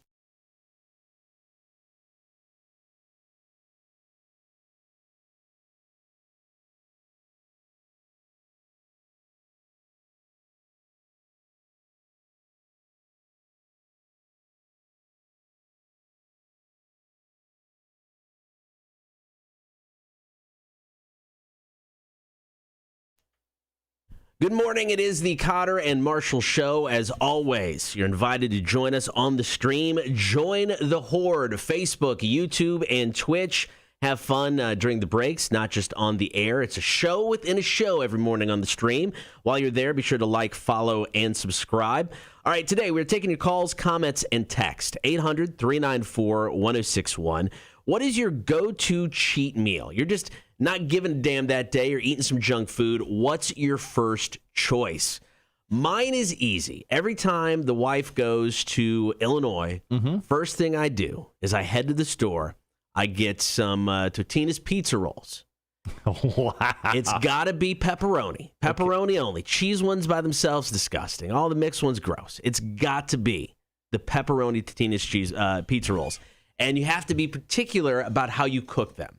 All right, because you don't want to burn your mouth to hell. Well, not even that. If you overcook them for like 30 seconds, it goes from gooey goodness on the inside to like rock hard crap. So, you have to watch that timer religiously. It's 3 minutes. You flip them, another 3, not a second longer. I didn't realize you were such a pizza roll purist over here. Dude, well, I can't say I'm a purist because I do enjoy dipping them in something. So if I really want to up my heart attack, chances, I use some ranch, and you dip them in ranch. Right. Well, you dip every single one in ranch. At that point, you're eating mostly just ranch. Oh, I know. With a pizza flavoring. I know. But the good news is my wife is going to be going to Illinois here in a couple of weeks. Heading to Kroger, getting my pepperoni pizza rolls. Okay. I'm so excited. You wouldn't even think about getting another flavor of pizza rolls? I've tried other flavors. And, because I've gone where the pepperoni rolls are out. And I've gotten they'll do like 4 meat. You're thinking, okay, that's a good substitution. It's not. And like I said, straight up cheese pizza rolls, gross. Yeah. So one time growing up, my friends and I wanted to see if we could eat one of those 100 bags of pizza rolls. Me and 2 other friends, just so you know, we completed the challenge. Okay. We each had 33.3 pizza rolls in one night. So hashtag I know I'm fat. So proud of you. So Sean on the chat goes, hey, I was going to say White Castle as my don't give a damn meal, but as much as I enjoy it, I feel almost instant shame and regret after eating it. And the smell just sticks in your beard and skin. Yeah. You know what? I agree. White Castle, it gives off. I don't know what's in it. Outside of magic, because it's delicious, especially when you're drunk. But yeah, it somehow sticks around much longer than you would imagine, a cheeseburger doing so. Tony on the chat also said, I think anything gooey is my look forward to cheat. Gooey brownies, cookies, cheesy casseroles, warm sandwiches with cheese, creamy dips, all of that stuff. I agree 100%. And anybody who eats a brownie that is cooked to be almost like a cake, you're a heathen. You get some of those brownies that are just, they're not fudgy, they're not gooey. It's basically cake without icing. Yeah. What are you doing? Yeah, I don't need a piece of bread. I don't need sweet bread. Cotter, there was something I didn't bring up on my cheat meal that I wanted to bring up right here. And this is local, okay? And I almost don't want to say it because I don't want to let the secret out of the bag, but I'm going to pretend I'm just telling you right now, okay? All right, I'm listening. The Cuban Window Cafe. Oh. Okay, it's on Abercorn. Yeah. It's inside of a gas station. Yes. Immediately you're like, okay, what's up with that place? They painted the building pink. Yeah. It's so weird. You'll see it. The number 8, the Croqueta Preparta. It's a ham croquette. So essentially it's like a hash brown. It looks exactly like a hash brown, but it's filled with ham. And they fry it. And then they essentially make you a Cuban sandwich and they put that in the middle. It's a fat guy Cuban. Yeah. It's like it was built for me. And they should change the number 8, which is actually perfect because my birthday is November 8th. Everyone remember that and buy me something. They should name this the Marshall. You know what? I think that's okay. I think we need to get with them. We need essentially it's honestly, my mouth is watering thinking about it. That is one of my go-to cheat meals. Get some sweet plantains with that. A nice little Coca-Cola, sit inside. Oh my gosh, it is delicious. So 800-394-1061. Call, comment, and text. What's your go-to cheat meal? Charles said, sit-down meal, Spanky's Fingers, Spuds, and lots of Budweiser. On the fly, sack full of crystals. Which is hashtag the same thing as White Castle. Yeah, pretty much. But yeah, I get that. I completely get that. And also, does he do like the box of crystals? What's the difference between a sack full and a box? I don't know. White Castle does the briefcase. That's true. Yeah, they do like, what is it, 50 or 30 or 50? Stupid. Yeah, because why would you ever need that many? But it's true. I wonder if the sack full is a little bit different, a little less, like maybe 10. I don't know. That's a lot of Little sliders. Something tells me Charles can plow through them okay. Yeah, All right, definitely. 800-394-1061. Call, comment, and text. What's your go-to cheat meal when you're just pigging out? More of your stories coming up. Kotter and Marshall Show, Rock 1061. Oh, obviously not a Crystals guy. It's so funny. Both Araven Dantes and Tim, the engineers here, they go, Sackville is 12, the box is 24. They both said almost the exact same thing. Somebody knows. We got a phone call right here. Okay. Greg, my birthday's November 8th. In case you want to steal my identity, you can. Rock 1061, hello. Hey, how are you guys doing? Good, how are you? Awesome. Doing good. So there's a place in Brunswick, Georgia, that is called Grandy's, Yeah? and pretty much everything is yellow. It's fried chicken, fried country steak, French fries, macaroni and cheese, fried okra, and yeast rolls and cinnamon buns. Okay. And whenever I leave St. Simon's, of course, you know, it's a fun place. Right. You head to Grandy's and you get it, and then you take it to Savannah and eat it on the way home. What's your go-to? So it is. What's your go-to What's meal? my go-to? Yeah, what's your go-to there when you go? What do you got to get? I get the chicken nuggets with country fried gravy, double French fries, Yeah. and macaroni and cheese. Yes. Oh, dear Lord. And then they have honey biscuits. And then the cinnamon roll you get when you get to Savannah, because you know you gotta have that. You got to have dessert. Yeah. Do you dip the honey rolls into the gravy? Yes. I knew it. Oh, and just to let you know, the 100 pizza rolls are buy one get one free at Publix right now.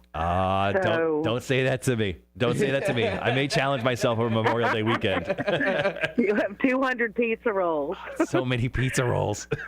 Yeah, well, while the wife's gone, I got to feed myself somehow. Maybe I'll just pick those up. It'll be good. All right, guys. Y'all have a good morning. All right, thank you for the Have a call. good one. Bye. You're welcome. Charles goes, I can't eat 40 crystals anymore. All right, guys, going to have to edit that up real quick. BRB. We'll be right back.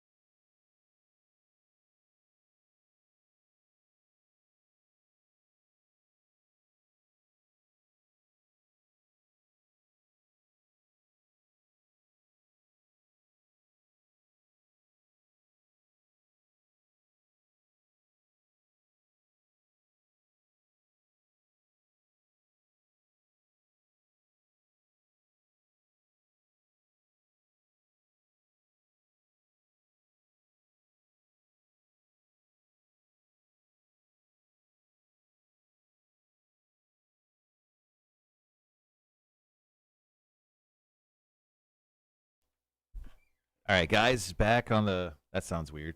I think you kicked the thing there. There it is. Yep, that's it. Let's see. Back on the stream. Kotter, let's start with that phone call. Sure. I technically still have one more to bring up. I've got one too, Yeah. so We can bring up ours. I've got one from Boss Man who texts me, and then I've got one from Tim who dropped one in the chat as well. So. yeah, we still got a couple from the Facebook. I got Salsa Marks. I had somebody text me as well, so we got plenty of options. All right, let's go. Let's go call, and then I'll bring up Tim and Aaron's on the stream, Okay. and then why don't you wrap up with text, and then if you want to hit up one of the last Facebooks. Okay. So call me you. Call me you. Danny P here. I don't have a cheat day, but when ready to give up on life, I get a Big Mac and say, "Today is the day." Ready to beat me up, Mr. Scott. That's funny. All right, guys. Thanks for hanging around on the stream once again. Great participation today. Jesus, talk, Marshall. Thank you so much for everyone chiming in via text, your phone calls, and, of course, your comments on the stream. After this, we're going to get into some profanity-free insults that you could use at work. All right.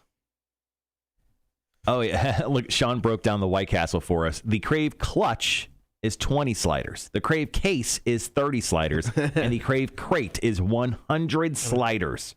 100 sliders. How much? I mean, how much? $150? Crave Kate? I don't know. Crave How much Crate? is just a straight up slider? buck or two? I mean, if you're getting them in 100, you're probably getting You're getting a deal. You're getting a deal. Yeah. Discount. See you later, Thomas. Have a good day. I'm going to check Jeffe's cam real quick. Okay. Now that it's a little bit more light outside. Tim, explain more to me what this hog platter is from Sandfly. I've been to Sandfly before, but I've never got the hog platter. Yeah, I can't imagine it'd be too crazy expensive. I mean, it's White Castle. But, I mean, you got to figure at least $1 a burger, probably. Charles, in construction, there is no conversation without profanity. I get that. Hold on, I'm looking up the Sandfly barbecue hog platter real quick. Order online. Because it sounds delicious. One of those things where they use every bit of the pig.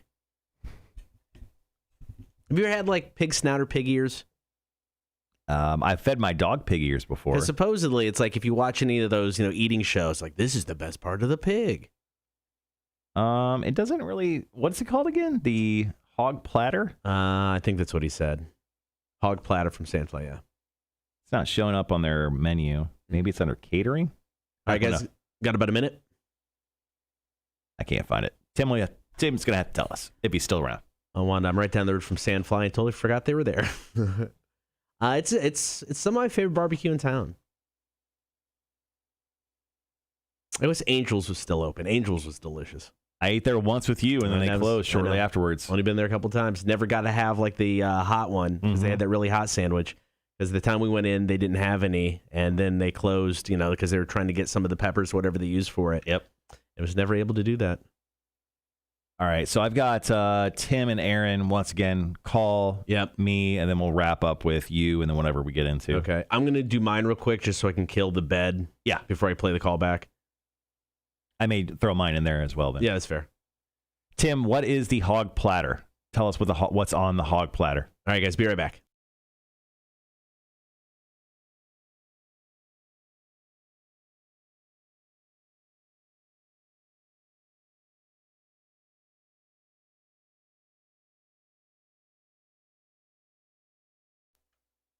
We are taking your calls, comments, and texts today. 800-394-1061. What is your go-to cheat meal? You just don't care. I want to eat. What do you do? So my family, like a holiday hits, like New Year's Eve or a day where we're just going to be hanging out at the house, our go-to is dips. And I mean, just seriously, we'll do like hot dips. We'll do cold dips. We'll all the dips, chips, and dips. No, are you not talking about like dip sandwiches, like No. a French dip? No. So, no, I'm talking like we do a great taco dip. Oh. There is like a 7-layer, bean salad. That is so many layers. So many layers, whatever it is. But that's fantastic. Anything like that. Just the bowl of, what is it, the palmetto cheese. Oh, yeah. I love that. I had some last night being a fat guy. It was great. So anytime there's like a holiday, our big day is New Year's Eve. If we're just going to hang out all day, we're going to play some cards, we will have a table full of way too much food that'll last us for the next week. Right. So we always overdo it. But dips and chips, I can eat those all day long. My last cheat meal that I wrote down, just chorizo anything. Dude, chorizo tacos. call. But Flacco's Tacos has a chorizo breakfast burrito that is the business. Get like a side of sour cream and you'll feel full the rest of the day, guaranteed. All right, call, comment, and text. What is your go-to cheat meal? Brunswick, Georgia. Mm-hmm. It's called Grandy's, Yeah? and pretty much everything is yellow. It's fried chicken, fried country steak, French fries, macaroni and cheese, fried okra, and yeast rolls, and cinnamon buns. Okay. And whenever I leave St. Simon's, of course, it's a fun place. Right. You head to Grandy's and you get it, and then you take it to Savannah and eat it on the way home. What's your go-to meal? What's my go-to? Yeah, what's your go-to there when you go? What do you got to get? I get the chicken nuggets with country fried gravy, double French fries, and macaroni and cheese. Yes. And then they have honey biscuits. And then the cinnamon roll you get when you get to Savannah, because, you got to have that. You got to have dessert. Yeah. Do you dip the honey rolls into the gravy? Yes. I knew it. And just to let you know, the 100 pizza rolls are buy one get one free at Publix right now. Don't say that to me. Don't say that to me. I may challenge myself over Memorial Day weekend. Don't tempt me with a good time. She was offended that you even had to ask about dipping those in gravy.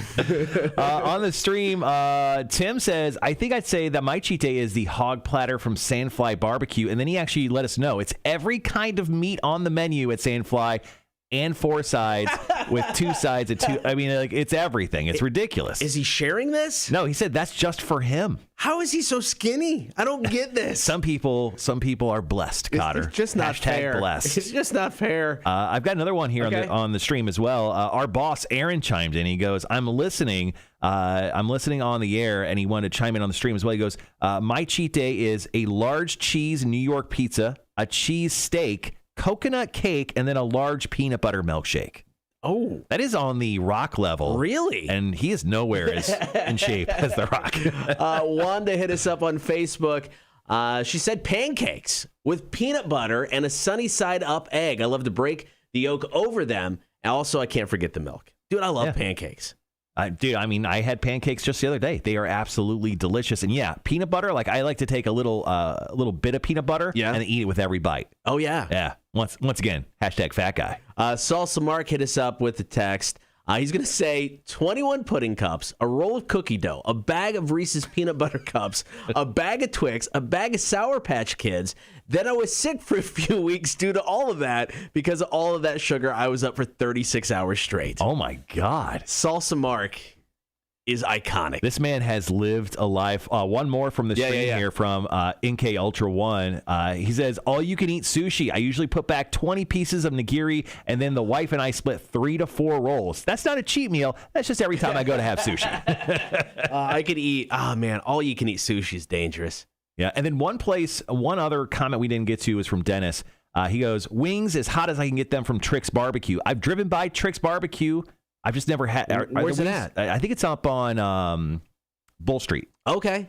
Close to where Two Ties is. Oh, okay. I think that's Trix Barbecue. Anyway, if they are delicious, I want to stop by. I've just never stopped there before. All right, continue your comments and text at 800-394-1061. What is your go-to cheat meal? Coming up next, we're going to talk profanity-free insults. Going to run down a list of some of the best. We'll see how they rate. Here's Bad Flower and 30. It is the Kotter and Marshall Show. Rock 1061.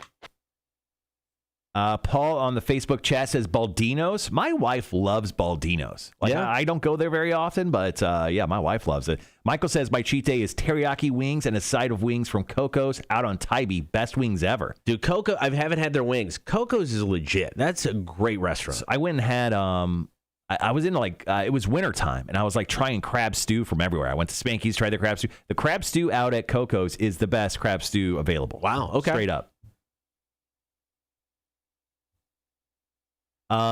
Tim, just to answer, because I actually know this, there is a couple all-you-can-eat sushi places. There's one called, I think it's just called Sakura down on Broughton Street, kind of like right across from where the Savannah Tap House is. There's another all-you-can-eat over in Pooler near the IMAX Theater. Okay, the one down on Broughton, I've eaten there. It's pretty good. Yeah. I like that one a lot. I don't know if you saw this. Sean, holy hell, Crave Crate. What is that? 14,000 to 15,000 calories. $80 for the box of 100. That's very cheap. That's not bad. That is incredible. Yeah, I thought it'd be way more expensive than that. 520 wings are pretty damn good. Yeah, I've had them before, but I wonder, Trix barbecue wings, excuse me, once again, I haven't had them before, but they sound great. When it comes, do you want to go 5-1 here? Or it doesn't matter? I don't know. Yeah, I don't think it matters. I don't either. Yeah. So we have 2 breaks for this, so just... Yeah, we'll do 5 and 5 here. Yeah, that's cool. Typical thing here. Yeah. Let's just go. Let's go 1 to 10 because we could start off that second break with that number 6, which is incredibly offensive to us. Yeah. Okay. I like that. All right, guys. So coming up next, we are going to share profanity-free insults that you can use at your workplace if you're back at work. With people. Gross. And because we can't stop talking about food, we're going to power rank some burgers. We obviously have Jeffe coming up in the 8 o'clock hour. We will not eat our fish. Heads up. That's a promise. We have trivia, and then I will quiz Kotter in the face today. I'm having him do... Actually, I'll reveal it right now to everyone. Okay. So, quiz in the face today. I've entitled it May or Not Weird Holidays. Obviously, Memorial Day is going on this coming weekend, so I want to take a harder look into holidays in the month of May and some that aren't. So it's pretty simple. I'm going to ask Kotter to tell me whether the weird holiday I'm going to tell him is in the month of May or not. Okay. Pretty simple. Easy May enough. or not. Easy enough. I mean, the concept is easy. Me getting them right, not so easy. Let me tell you, there's some real ridiculous ones on this list. I can't wait to share them and do that quiz for you.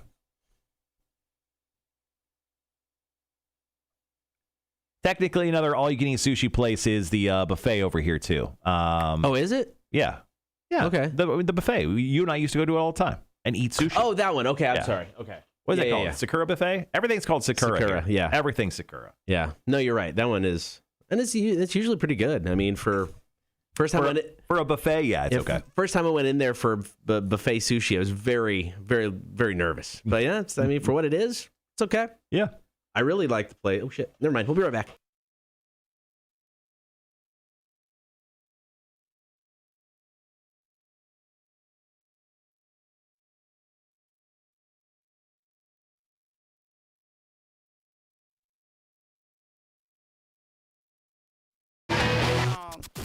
The Kotter and Marshall Show, Rock 106.1. Good morning. Thank you for hanging out. It is the Kotter and Marshall Show. Be sure to hop on that stream, Facebook, YouTube, and Twitch. So we came across a list of profanity-free insults. Everybody's heading back to work. You're hanging with people you haven't seen in the past year and a half. Right. Maybe get into an argument. If you're at work, you probably just can't start dropping cuss words left and right. Right. You got to come up with a creative way to insult your fellow coworker. And we found a list that I think it hits a lot of the notes. Probably not all of them. I think there's a few that we could probably add ourselves. But why don't we just start at number 1? I like it. Profanity-free insults that you can use in the workplace. Hey, Kotter. You're impossible to underestimate. You know, the beauty of this one is... It's a thinking man's insult. The beauty of this one is you hear it and you're like, thank you. Yeah. Really, thank you very much. Yeah. I feel really good about that now. It is a thinking man's insult because if you actually look into it, it is a pretty hard drag of you. No, it's good because it's one of those, you say it and you'll be like, oh, cool, thanks. Yeah. And then like 3 hours later, you're sitting at your desk, you're like, wait a second. Did he say underestimate or estimate? That son of a what? That's what's beauty about that one. All right, number 2. This was just so simple. You're the reason shampoo has instructions. Ah, man. That's a good one. That is a good one. That's a funny one. I think both you and your coworkers have a good chuckle about that one. The first one, that's one you can get a little upset about. Yeah. This next one, I would have a good laugh at. No, you're like, okay, I screwed that one up. I earned that one. Thank you very much. Number 3 on the profanity-free list of insults that you can use at your workplace. I hope the rest of your day is as pleasant as you are. That one cuts. That one cuts. And especially, I mean, if you got to hit that certain level of snark or sarcasm when you say it, to really punch somebody in the gut with that. You can go with hey buddy, I hope the rest of your day is as pleasant as you are, pal. I think that's how you kind of want to throw that out there. Yeah, I like that one. I mean, that one's good. Number 4, as an outsider, what's your view on intelligence? That went straight to the point. That one you catch on to me, you're like, what'd you say? You're not getting confused by that one at all. No. All right, number 5 on the list. You're the reason we need lifeguards in the gene pool. That one's like, that's middle school. Right? Out of all the 4 we've read, I agree. That one just seems too easy. That one's grade schoolish. Yeah. You could do better than that. 100%. Yeah. All right, so we've got 5 more we're going to get to. And number 6 on this list, by far, It cuts. the most offensive thing you could say to anybody. It's the most offensive thing I've read in 2021. Without a doubt. The entire year. So we'll get to the list, the rest of the list coming up here in a bit. If you have any profanity-free insults that you like to go to, drop them in the text now, 800-394-1061. More of the Kotter and Marshall Show coming up next. Rock 1061. Rock 1061.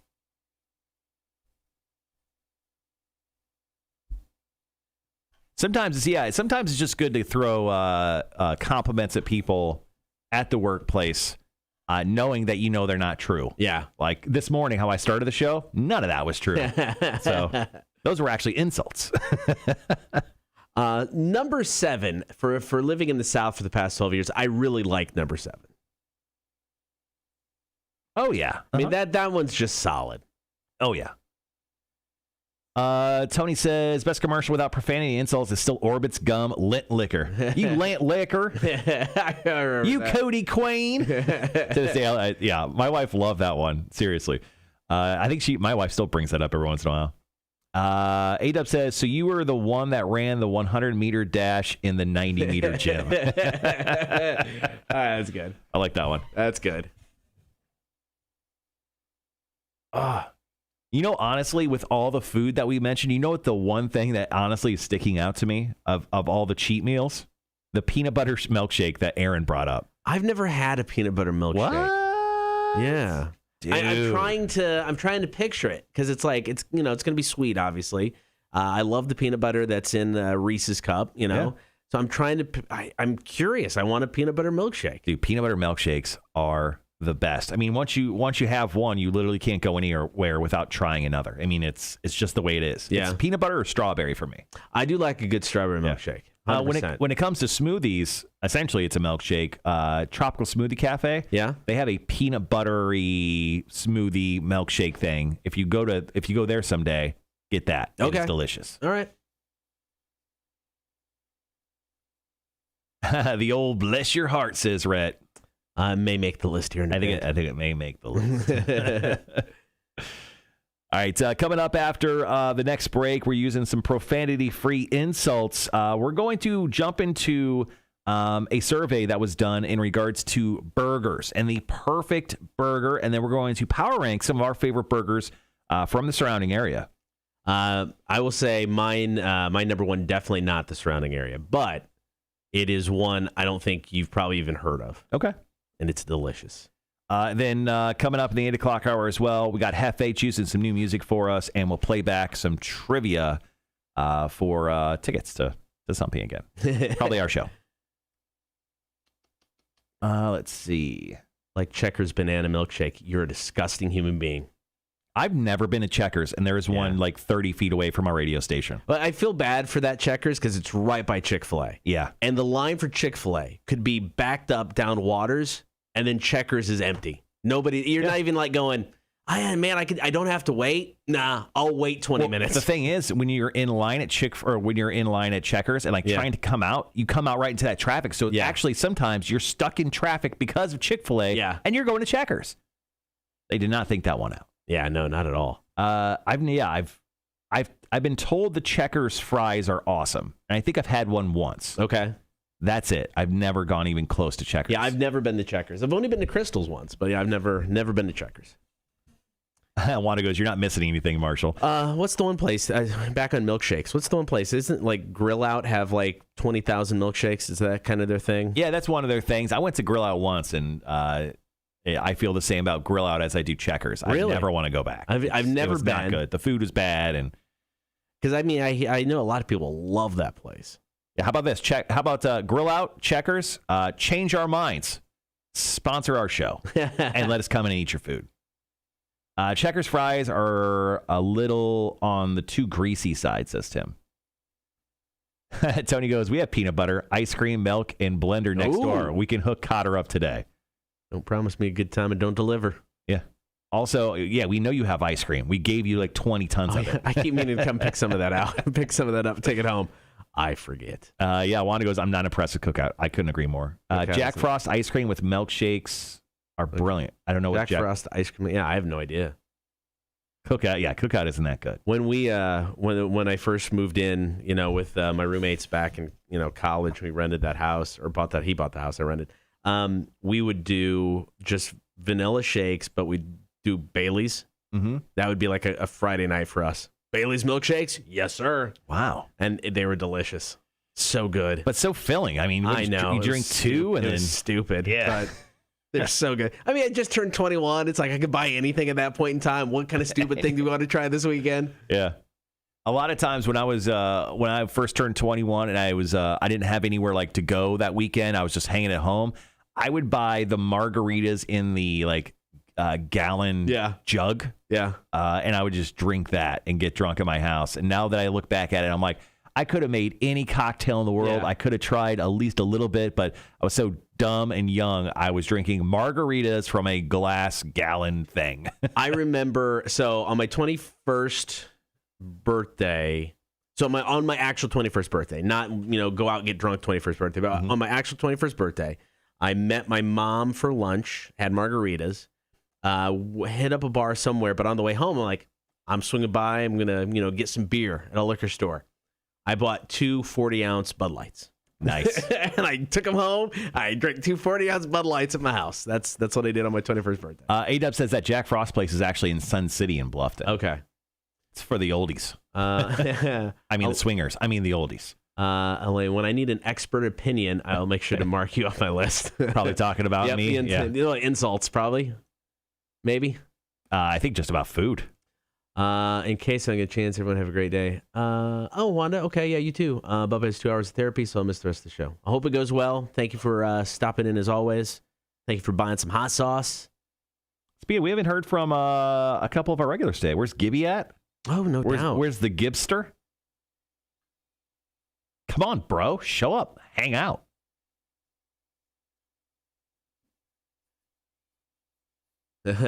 So we've got 2 texts. You forgot the Southern fave. Bless his heart. Mm-hmm. Trust me, we haven't. It's coming. Yeah, that's a good put. Tim the engineer just messaged, Kotter, did you like my note this morning? I did. So, yeah, I saved. Did I save it? Yeah, it's right here. I still have it. So he did like Is that coffee? It's either coffee or maybe a piece of pie or a cake. No, he says below it says the cake is a lie. Oh, it is a cake. Okay, yeah. There we go. Yeah. So he typed out a piece of cake or found a piece of cake, but then he goes, "Did you read the entire thing?" Yeah. Oh my gosh, Tim. Did he read the whole thing? Absolutely not. No, I stopped after quit the writing. First line. No one cares. How much time we got? Probably a minute and a half. All right. Where's the green marker? It's right here. Speaking of things, I'm going to update the days since last studio issue. Yesterday was tweaking. There was no issue. So I'm going to go. And actually, we forgot to do yesterday. So we're at 4 days now. 4 days for days since last studio issue.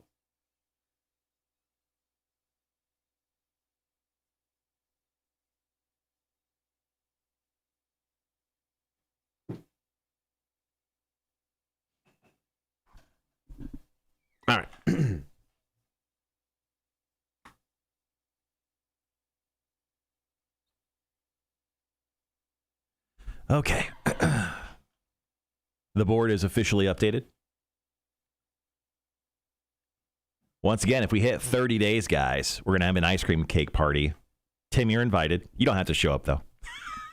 Considering it was all for him initially, that we were buying him the cake. Right. But, I mean... Now it's just turned into a celebration for the horde. He goes, I won't show up. Morning, Heather. How are you? Hey, Heather, how's it going? All right, guys, be right back.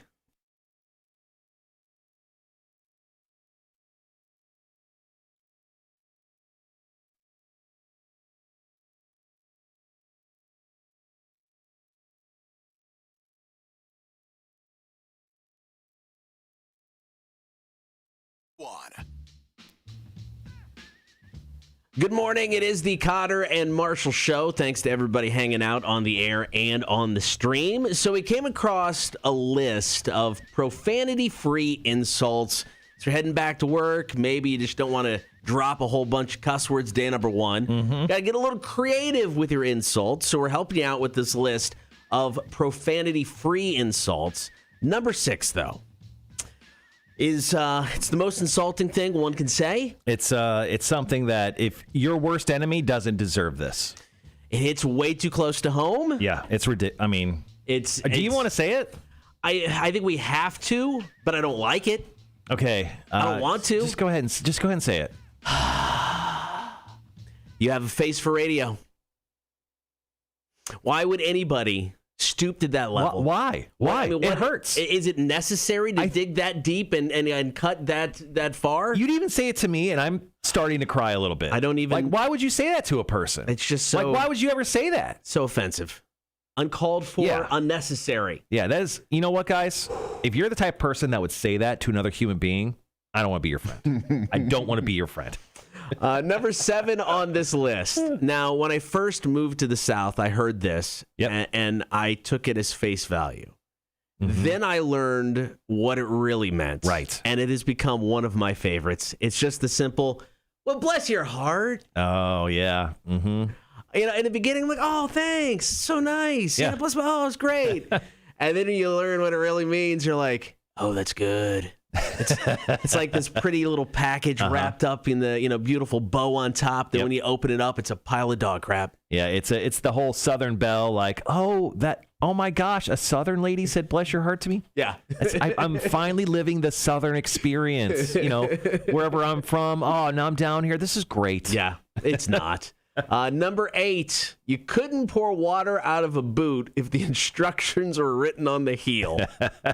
Get it? Because yeah. All right. It's one of those where it's like, okay, I would have never thought of that. That insult is multi-leveled, and once again, that's something that you could, I think, say to someone and then walk away, and then they would get it. And then they get it a few minutes later. Yeah.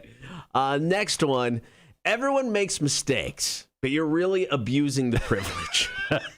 That's solid. I love that one. That is so solid. I love that one. Everyone makes mistakes, but you're really abusing the privilege. So we have one more, Kotter. Yeah. I'm going to say this one like I'm saying it to you. Okay. Well, it's not even really an insult directly. It's more one in passing, like in your car passing. So someone's claimed that when you're driving, instead of giving someone the finger, just give them a thumbs down. You know, I think this would have probably a greater impact on me because it would catch me so much off guard. So I stopped doing the finger because I think someone flashed a gun at me once. But you know what I do now? What? I lower my window and I shout, "Have a great day!" in a very aggressive tone. I'm like, "You're beautiful!" Like, I just go uber positive because sometimes being negative, being a negative Nancy, doesn't get you anywhere. No. But if you're screaming things like that out the window and that person hears it, they're like, wait a minute, I just cut that person off of traffic. Now they're extra nice to me? Yeah. And then you get it like, wait, aggressive tone. They do not like me.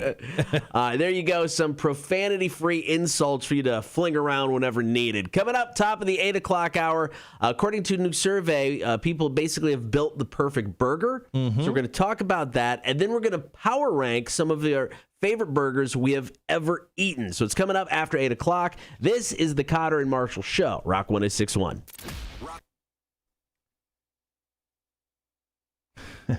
Tony says, I have sadly used the mistake one to an employee. Wait, which one was mistake one again? You're impossible to underestimate. Or you have a face for radio. Either. There's only so much a person can take. I get it. Yeah, I love screaming out when someone egregiously does not understand the rules of the road. Yeah. Like there's this spot on Rio Road and Abercorn. So it's kind of like it's the military base road. Yeah. And it's right by the Savannah Mall. And you come into this turn lane and you're taking a right to go towards like Georgetown, the 95. Yeah. Well, you have your own lane. Okay. You don't have to stop. Right. You don't have to stop. You literally just go and then you merge into traffic. But people will literally stop there because they don't understand that concept. They don't actually look forward. They're seeing all this traffic come by. You just continue going. So yesterday there was a lady who sat there probably for about 3 minutes watching traffic go by. And I'm this close to laying on the horn. I'm like, they don't know any better, Marshall. Right. Don't freak out, Marshall. I lowered the window and I'm like, you have a pleasant day. I hope you're having a pleasant day. You can go whenever you want, just so you know. Like, those people they grate me so difficult because they're not looking at the roadway. Maybe they don't drive on that road a lot. I get it, but it's so aggravating. Rhett goes, well, I was in the elevator during the profanity-free workplace insults. I'll try and keep count during the day of show. Many were used today.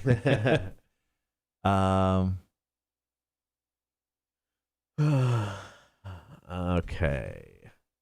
Okay. Tony said, everyone makes mistakes. You're abusing your amount. That is a solid one. I really like that one. Mm-hmm. Okay. All right. Let's see.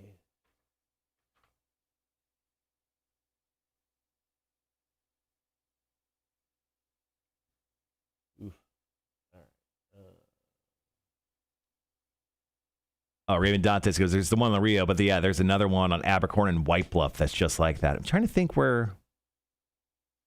Oh, exactly. I know exactly what you're talking about. So Abercorn right in front of the steak restaurant. Is that Longhorn right there? Okay. Or Outback? Yeah. No, it's Longhorn, I think. Yeah, there's one there where you can just turn automatically, but everyone just sits there and waits. Yeah. I think that's the one he's talking about. Jose texted in, some of my go-to comments for my work are as follows.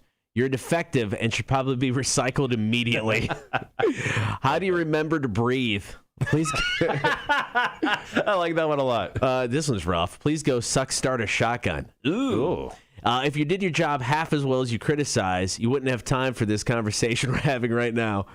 You, sir, are a living indictment of the public school system. Oh, man.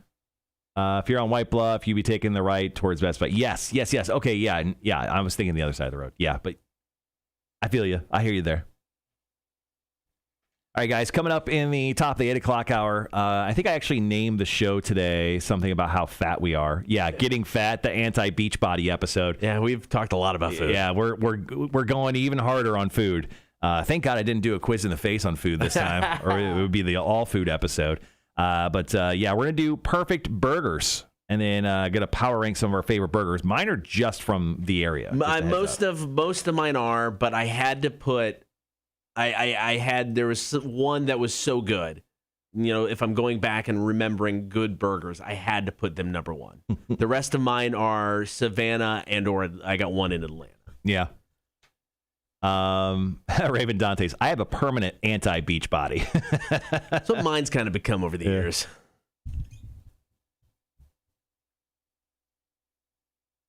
We still have Jeffe 2 to get to. New Angels and Airwaves. Have you heard it yet? Mm-mm. It reminds me, so you're going to hate it. It reminds me of Tom Sawyer by Rush. Really? Because it's got some weird synthesizers in there like Tom Sawyer does. It's just, there's a So you love it? We're adding it onto it's high rotation. It's going in as an A. Yeah. No, so I mean, that's the complete vibe. I mean, it doesn't. I mean, obviously he doesn't sing like Getty. The lyrics aren't like that. But I mean, just where those synthesizers kind of come in, and out, and I'm like, it's kind of Tom Sawyer-ish. I got that vibe to it. So, okay, so because once again, I know Jeffe's going to choose that song too. It would be very typical for Jeffe to choose the Tom Sawyer song. So while we're getting into our next topic here, and I think we're going on there in the next, 4 or 5 minutes? yeah.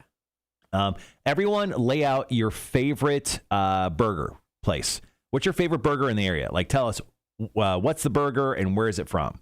And lay that into the chat, and we'll actually bring some of yours up while we're chatting about it. But we found a survey that kind of breaks down, a couple states' favorite burgers, what's on them and where they're from. If not, they're just homemade kind of thing. Yeah. So once again, let us know what your favorite burger is, whether it's a homemade burger that you make, tell us what's on it, or if it's somewhere like at a store, tell us what's the name of it and what's on it as well.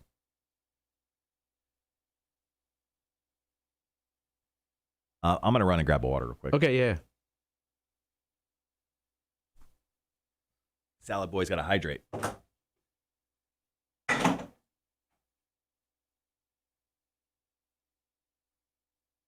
All right. Sorry, just moving some stuff around, guys. All right. Okay, so we've got Corn Got the Life coming up next. After that, we'll dive into this burger conversation.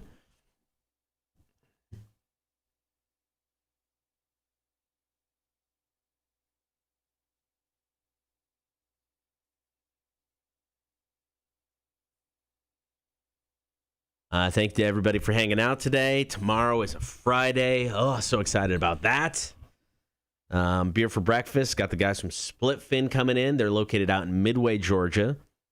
Really good brewery. Super small brewery, but really, really good. Great beer. So they'll be in tomorrow. Don't forget, Monday, we will not be in studio. So there will be a best of show on the air, but there will not be a live stream on Monday. And then we'll come back on Tuesday. And once we're back on Tuesday, we're a month away from the 20th anniversary concert. Hard to believe. It's going to be here before you know it. Very excited about that.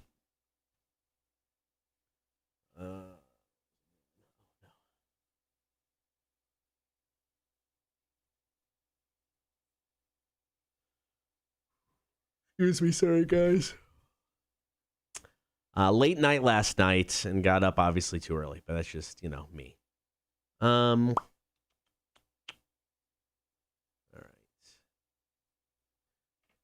right, going to get quizzed in the face here in a little bit. Oh, and the other option for Jeffe today, Angels and Airwaves is the first one. LA Rats, which is a super group made up of Rob Zombie, Nikki Sixx, John Five, and I can't think of the other guy's name. He kind of drummed for Black Sabbath on one of those final tours.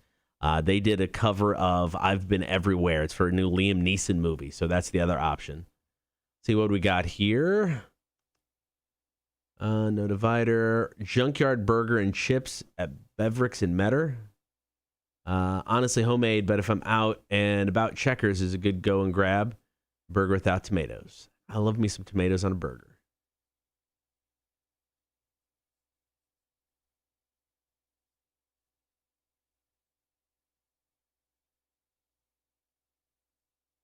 All right, so we've got about a minute and a half. We'll come back in, talking burgers.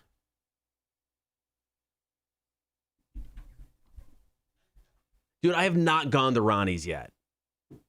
Am I missing out? Because I pass it all the time, especially now that I live off of Berwick. So I've, take Dean Forest quite a bit, and it's, just sitting right there, but I've never gone. Should I?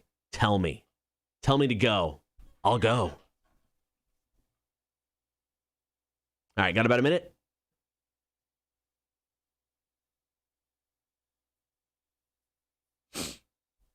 All right.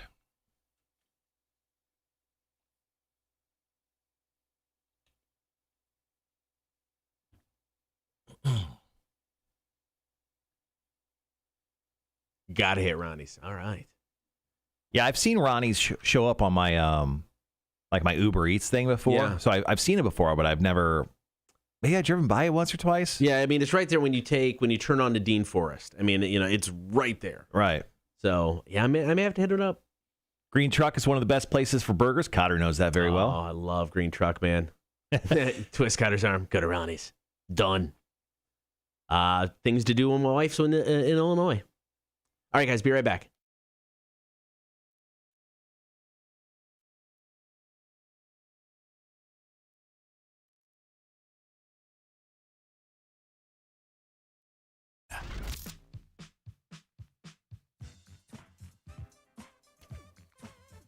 Thanks for hanging out, Kotter and Marshall Show. Rock 106.1 recently announced another show at Victory North Savannah. The guys killing it in 2021. Excited. Pop Evil's coming to town. Pop Evil 0936 and Love Below. They're all playing a show Monday, August 23rd at Victory North. Tickets are officially on sale at 10 a.m. Today. So look over to victorynorthsavannah.com and get your tickets. The pre-sale went very well. Yeah, it did. We had a very small portion of $10.61 tickets. Those sold out almost immediately. So this show is going to be awesome. We're going to be there on stage. Kotter announces bands like no one other in the business has ever done it. I mean, it's incredible. Not only that, if we get Kotter drunk beforehand, which is on a Monday, it'll be tough to do, but if we get Kotter drunk beforehand and him doing stage announcements, I mean, it's godlike. I mean, you go to the next level. And you're already good at it. I enjoy stage announcements, and I enjoy them more when I'm drunk. You're really good. I think everybody does too. So I'm here to make everybody happy. Hey, positive vibes only today. You're great at doing stage announcements. Thank you. You're welcome. Thank you very much. All right, so we come across the survey, and it's about food because that's what this show is about. We're just getting fatter, talking about. This is the anti-Beachbody episode of the Kotter and Marshall Show. So 70% of Americans are confident that they can cook a good burger. I think I can cook a decent burger. I think I just told you a few months ago, I made the best burger I ever made in my life the other day. It was incredible. Now, 78% of people say the toppings can make or break a burger, and 1 in 3 thinks it's the most important part. I can't go most important. I mean, the toppings? The meat's got to be. Yeah, it's got to shine. Yeah, it's the thing that's got to really take it home. Now, I can agree, bad toppings could take down my love of a burger. I mean, I love a Whopper. A Whopper from a fast food restaurant is my favorite burger. Sometimes they have the worst tomatoes ever on a Whopper. And it's like they're white in the middle and it's hard and gross. Kills the experience instantly for me. So I get that. Yeah, I mean, when I think of a great cheeseburger, I mean, obviously you want to have cheese on there. I don't like raw onions on a burger. Really? I don't like raw onions in general. Okay. But if they're cooked down just right with a little like balsamic vinegar, I think they're incredible to put on a burger. All right, so someone polled people in all 50 states to find out what the perfect burger looks like. Here's what they came up with. The best toppings, favorite toppings are in this order: cheese, which I agree, bacon, without a doubt, lettuce. I'm sorry, lettuce does not need to be on anything outside of a salad. Yeah, and if you're putting like one large piece of, if it's not shredded, if you're putting like one gigantic piece of lettuce, just so you know, immediately I look at that, I take it and I shoot away like a Frisbee disc immediately. I mean, because there's no taste. It's literally just texture. Yeah. And I don't need it. Nope. Next, raw onions. Gross. Cook them down. Cook them down, you animals. And in 5th place on this list, tomatoes. I'm surprised pickles didn't make the top 5. How does lettuce make the top 5 things that go on a burger over pickles? I don't understand that at all. Lettuce should not be on a burger. Yeah, no, 100%. Let alone the perfect burger. All right, 46% say the perfect burger would have ketchup on it. Nah, I'm gonna pass on ketchup. As I've gotten older, I eat less ketchup on like a burger or something like that because I really just want to taste the meat. You know, before as kids, all the ketchup, put it all on there. Now fries, drown those bad boys in ketchup. Oh, absolutely. But a burger doesn't need to be. 43% said they need mayo on their perfect burger. I like a little, like a dusting of mayo. I don't need a lot. Don't like Burger King is one of the worst at it. I'm sorry. Yeah. They put way too much mayo on everything. Give me like a light dusting of mayo on each side of the bun. Now, a fewer amount of people say mustard. I'd put mustard on a burger over ketchup. I just leave mustard in the fridge. That's where it belongs. That and on a hot dog, and that's it. All right, so the favorite type of cheese on a burger? American. Okay. Come on, guys. This is where I hate this survey because it's sharp cheddar. Sharp cheddar, pepper jack, or like a habanero, like a cheese that has a good, strong flavor or heat to it. That's what you want to go with. American cheese, I mean, if you have to tear plastic away from the individual cheese slice, you're not eating a good burger. If you are over the age of 5, you shouldn't eat American cheese. I'm sorry. What about the bun? Sesame seed ranked first, 24%. Sesame seed? Not my favorite. No. I like a pretzel bun. Yep. Potato bun, pretty solid. Not bad. But one of my favorite things I've been using for my burgers at home, I just do like the sweet Hawaiian buns. which brings out a great sweet flavor to it. In combination with a lot of the other ingredients you have on it, could really make or break a burger. To me, it's just about toasting the bun. You can almost get any bun you want. Oh. Put a little butter on it. You got to toast Put it in the oven. Complete game changer. Put it on the top grill portion of your, that's the way to go. 7 out of 10 people say the perfect burger would also need to come with a side of fries. Potato wedges, though, were voted the best type of fry to pair with a burger. Every single person who says that, I will slap you across the face. Potato wedges belong in one place. Still on a chopping block, willing to get chopped up into smaller pieces because potato wedges should not be served as a French fry. Yeah, I mean, I don't mind potato wedges, but it's not my go-to fry. No. Not even close to my go-to fry. Give me, I want the skinny fries, number one, and then give me like a sweet potato, an onion ring, and then a waffle. Yeah. Like, those are my preferred potato-y like substances when it comes with a burger. All right, so coming up next, what we're going to do is we're going to power rank our favorite burgers. These are ones that we've gotten at restaurants or, have gone to a place and bought. So we're going to power rank our favorite burgers. You can comment with your favorite as well. Drop us a text, 800-394-1061, or hit us up with on the chat on the stream. So we're going to power rank our favorite burgers next. Here's new Aaron Jones. Tune is called Mercy. Kotter and Marshall, Rock 1061. I love Greg's comment here. He goes, pickles didn't make the list because the list was made by peeps who love turkey bacon. Lettuce on a burger. So you can say you had a salad. Yeah. This settles it. I'm going to Marshall's for the cookout. When and what time? Come over Saturday. Saturday, and it's pool day at my house.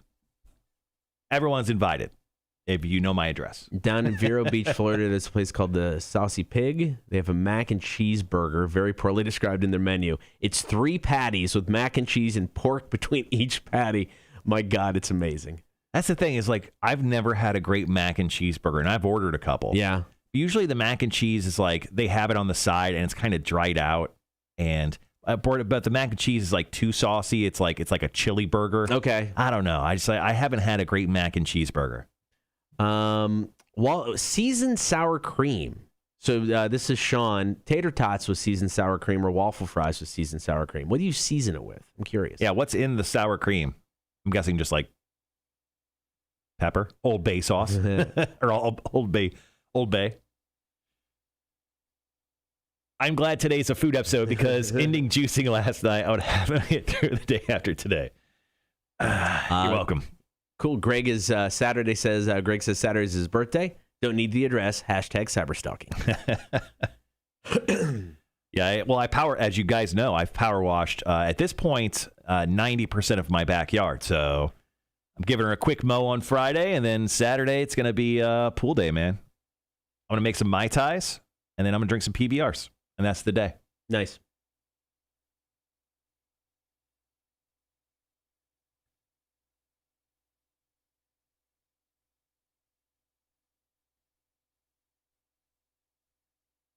I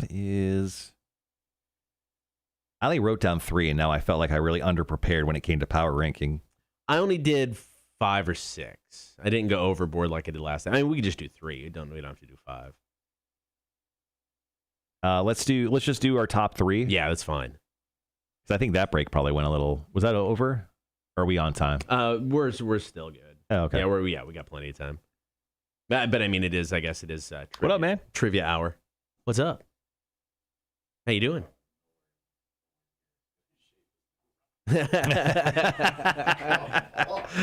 Just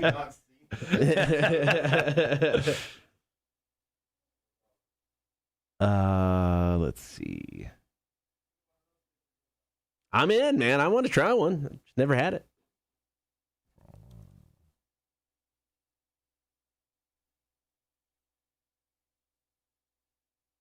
What is the station's mailing address? I got some patches to mail y'all an answer to the stickers. You can DM it to me. Oh, cool. Yeah, we'll DM that to you. All right, be right back, guys.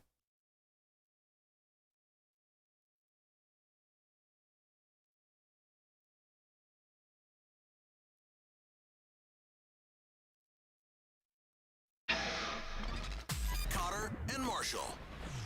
Rock 1061. Be sure to check us out on the stream. You can join the Horde each and every weekday streaming the show. You can watch along Facebook, YouTube, and Twitch. It's a show within a show sometimes. Got a bunch of different things going on during breaks with songs playing, just hanging out and chatting. So get that stream. Facebook, YouTube, and Twitch. Like, follow, and subscribe. So we're talking burgers. We found a survey, and they put together the ultimate burger. So we're going to power rank our favorite burgers that we've had at restaurants. Okay. You said most of yours are from, you kind of stuck with the area. Yeah. I have one that isn't the area, but the burger was so good, I couldn't leave it off my list. Okay. It had to be there. So you want to go first? I went first last time. Yeah, I'll go first. Okay. Let's see. Ooh, this is tough. You know, although this is a burger / slider, and it's coming at number 3 on my list, Power Rankings. It is from Sly's Sliders. I'm going to go with the Shroomwich, which if you've never been to Sly's before, check this out. So the Shroomwich is marinated portobello mushroom, shiitake and oyster mushrooms, Swiss cheese, and then a herb mayo. And it hits the spot. You get 2 of those, you get a side of fries, and then you just get a drink at Sly Sliders. And that's like a total of like $8-10. That is the way to go. Their Shroomwich is amazing. Hands down, agree with that. I mean, they've got so many options on the board, but when I go, that's the only one I want to order. Because I'll diversify sometimes to get something different. And not that what I get is bad, but I eat that one, Shroom burger. Right. I'm like, should have got 2. Yeah. Should have done 2, man. It's that envy of your first burger. You miss it. Number 3 on my list, Green Truck Pub. It is the Trailer Park Burger. It's the one with the palmetto cheese on it. That burger, during the pandemic, they were, shut down, and then they kind of opened up for a pickup and delivery. Yep. It was a year and a half between the last Green Truck Burger I had, but for my kid's birthday, that's where she wanted to go. I picked him up. I took it home. It was still delicious. That burger is so good. I don't know what they do with it. They sprinkle fairy dust on it. It's crack. You know what? I'm addicted. It's a Savannah made crack. But Green Truck's burger, if you have not gotten it, is legitly one of the best you're ever gonna have. It's been way too long since my last trip to Green Truck. I got to head over there again. Coming in at number 2 on my power rankings of some of my favorite burgers in the area all time. I'm gonna have to go with. Ooh. Yeah, I'm gonna go this way. I'm gonna choose at Betty Bombers, which is inside the American Legion, right next to Forsyth Park. Their Fire in the Hole burger. It's topped with jalapenos and spicy queso, and obviously the queso is what got me with that burger. It is delicious. One of my favorites in the area. All right, number 2 on my list. Not the area per se, Atlanta. This is a drunk pick. I don't remember what kind of burger it was, but I remember going to New Realm when we went up to Atlanta for the Super Bowl. We did some drinking, ended up at New Realm, did some more drinking, ordered some food, and I remember drunkenly saying, "This is one of the best burgers I have ever had." Yeah. It was delicious. I mean, I'm assuming the burger here in Savannah at New Realm is equally as good. I haven't had it yet. Right. So I'm specifically saying New Realm in Atlanta because this is where I had this burger. It is so good. Yeah. Now this is tough. I think this is one of my favorite burgers in the area. There's another one, and I'll do an honorable mention once we're done here. But coming in, my top burger in the area from Ben's Neighborhood Grill and Tap, the peach chutney and goat cheese burger. Give me extra goat cheese. Give me some extra peach chutney on the side. But man, is that burger amazing. Yeah, Ben's is always a solid choice for burgers. The OMG is good as well. But yeah, that one is delightful. Number 1 on my list. Now, it's weird because I think this is like a chain restaurant. There's none around here. It's a place called Max and Irma's. Went to Cedar Point, the theme park. Oh, okay, yeah, in Ohio. Yeah, went to Cedar Point, Ohio. This was years ago. And we just rolled into town. We're all hungry, hadn't made it to the hotel yet. And we just saw this little bitty chain restaurant. It reminded me of a Perkins, type restaurant. Yep. So we went in and sat down. I got the mushroom and Swiss burger, and I took that first bite, and I'm like, this is really good. It's really good. And I mean, but halfway through, I'm like, this is the best burger I have ever had. Completely sober. Wow. But I mean, it was so weird because, it's just a little chain place, but that burger was fantastic. So some honorable mentions I want to make sure I bring up, and we haven't been there yet, but we've been told Ronnie's is the business on. Is it Dean Forest? Yes, It's on. Yeah, we've driven by it a bunch of times. We heard Ronnie's is really good. The Fort Jackson at B&D Burgers is so it's got the creamy buffalo dip and bacon on it. Yeah, it's a mess. It's an utter mess, but that burger is delicious. I can't remember what burger I had, but at Ordinary Pub. Okay. Their burger, whatever it was, it had an egg on it, which an egg on a burger is an underrated topping. It's one of those things that if it's done wrong, you're probably not going to order it again. Right. But if you get it extra, like it's runny and it hits and it's cooked just right, the egg is some of the best stuff you can put on a burger. Yeah, so there you go. Our power rankings of our favorite burgers. Coming up next, Jeffe 2, the new music band of Fish, is going to select a new song for us to play. Either LA Rats, I've Been Everywhere, or brand new stuff from Angels and Airwaves, Euphoria. Jeffe makes his pick next. Kotter and Marshall Show, Rock 106.1. Thanks for hanging around and letting us be fat on the air. I think we honestly gained about 2,000 calories just by talking about food as much as we have today. So much food. Bonjour, Hot and Ugly with Gavin and Braden. How are you? Rhett, I'm going to message you the address here in just a moment, just to follow up on that real quick. Ronnie's is really good. Used to get it a lot when I was working at the LKQ. I'm going to message Ronnie Rhett real quick. All right. Let me put these songs in here. Get rid of that. Move some stuff around. I could probably delete that too. I know, now I'm just talking to myself. It's okay, guys. Okay. Coming up, we have Jeffe, like you said, and then we're going to go jump into Are You Smarter Than a Community College Dropout Trivia. Brought to you by Rotten Little Bastard Distillery. All right, there we go. We're good for now.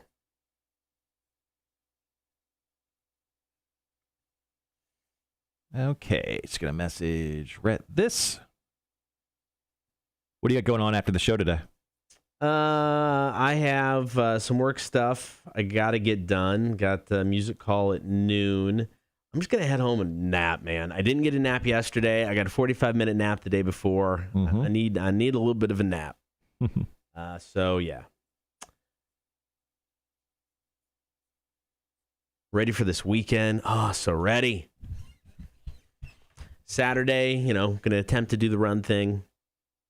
Sunday, I got nothing. Monday, nothing, which is awesome. It's going to be so weird being able to sleep in 3 days in a row. I know, it is going to be strange, isn't it? Tony says Kotter has imaging to work on. You say that jokingly, but I do. He totally does. I got to have you drive me to Rutland. We got to go pick up our Bob 106.9 vehicle.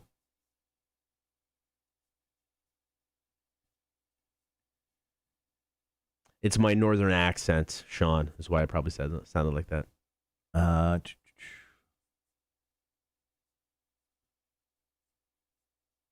Greg, Saturday you go run with Greg in the big city of Pooler. Why doesn't Greg just join you on the beach and you guys can drive to the island together? I don't feel I'm up to Greg's level of running yet. I just feel I would hold that group back. Actually, not anymore. Bob 106.9 essentially was a covered wagon. They now have a 2020 Dodge Warlock, which is a big old Ram, like 1500. It's pretty badass, actually. We put lights and stuff on it. It's pretty cool. Red just sent you our address. Just a heads up there. Yeah, this weekend, I'm not doing, really anything on Friday. Saturday's pool day. Mm-hmm. Come on over. Come have a Mai Tai at the pool. And then Sunday, going to the Jacksonville Jumbo Shrimp game. And then I'm actually going to AEW. Oh, cool. Nicole bought us tickets. Oh, nice. That'll be fun. What time does that start? 7:30. Okay. Yeah, we had our buddy Dave. He's like, hey, I was like, hey, I think we're going to come into town. He's like, oh, come to the Jumbo Shrimp game. I'm like, I will come to the Jumbo Shrimp game. And he's like, and if you want, just stay at the house afterwards. I'm like, dude, I'm not going to get off till the show's not going to be done till like 11. Right. It would take me almost an hour to get to your house. Right. You're going to work a 12-hour day. I'm like, I don't think you really want me coming into your house at midnight, causing a ruckus. Or does he? And then just waking up and then coming right back to Savannah on Monday. So, yeah.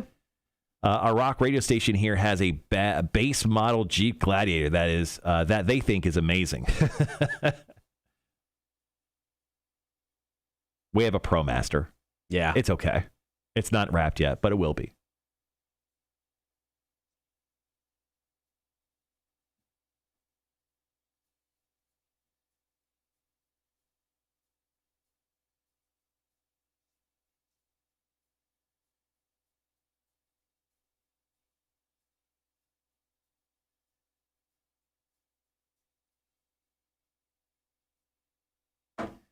All right. Oh, so you remember that podcast our boss was into, Blackout, that had Rami Malek in it? Yeah. I just got a notification they're doing a second season of it. I meant to tell the boss about that. Perfect, Rhett. Once again, guys, two quick things, at least when it comes to concerts. What is that?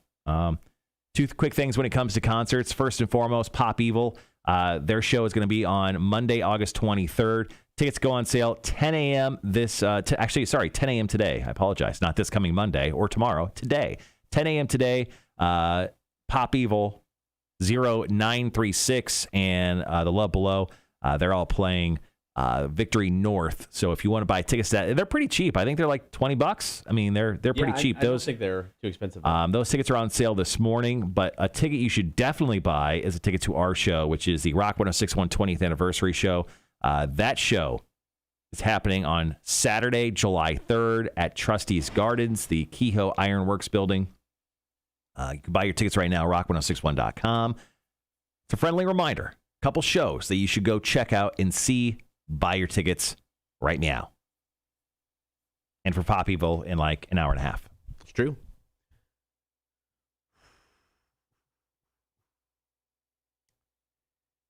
Yeah, today I think definitely going to fit a nap in. Yeah, I got you, man. Definitely going to fit a nap in. I feel like that's definitely on the books for today. Yeah, no, that's a necessity, I think, today for me. Yeah. Long overdue.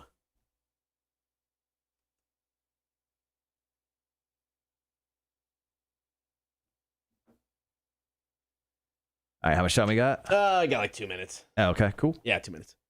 All right, guys, if you have any Ask the Magic 8-Ball questions, go ahead and hit me up. We're heading into the weekend. So if you have any weekend-related Ask the Magic 8-Ball questions, hashtag Ask the 8-Ball, feel free to drop them in. We'll answer those before we get to break and some after the break as well, depending on how many we get. Make sure there's more yes or no questions. The Magic 8-Ball is not very diverse when it comes to answering questions. All right. Loco's Cafe. Oh, shoot, Loco's. That was... Where's Loco's Cafe? Is that the place that had like the moose logo? I would think it was a chain. You know where Wayback Burger is? Mm-hmm. I think it used to be over there. If that's what he's talking about. They had, surprisingly enough, a solid Cuban sandwich. According to this, it was on 1 U.S. Highway 80. It's closed now. Yeah, there used to be one downtown too. Yeah. Hashtag the Magic 8-Ball. Will Tim the engineer get some? Is when it says, bro. Yeah, there used to be two in town, one downtown and one over. Yeah, by where Wayback Burger was. None. Don't count on it. Don't count on it, Tim. Sorry, buddy. Tony says, I think there's one in Statesboro. Okay. I think I'll be taking a nap during my lunch break today. It's raining, so that'll be some good car sleeping. Nice. No surprise there from Tim. All right, got about 30 seconds. Jeffe's going to pick a new song, and we'll jump into some trivia. There is a Loco's Grill and Pub in Statesboro that is open. Okay. Yeah. There you go. Surprisingly enough, like I said, had a decent Reuben sandwich. Reuben? Not Reuben, I'm sorry. Cuban. I gotcha. All right, be right back, guys.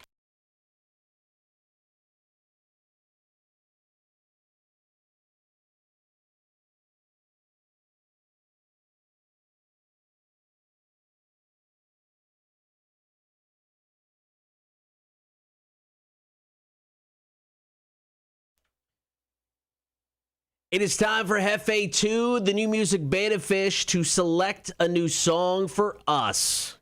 Couple interesting choices today. Song number 1 is from a band called the LA Rats. They're actually a supergroup made up of Rob Zombie, Nikki Sixx, John Five, and Tommy Clufetos. He used to be he was the drummer for Black Sabbath with some of their last tours. Yep. They're covering a song made famous by Johnny Cash, I've Been Everywhere, and it's going to be featured in a new Liam Neeson movie called Ice Road.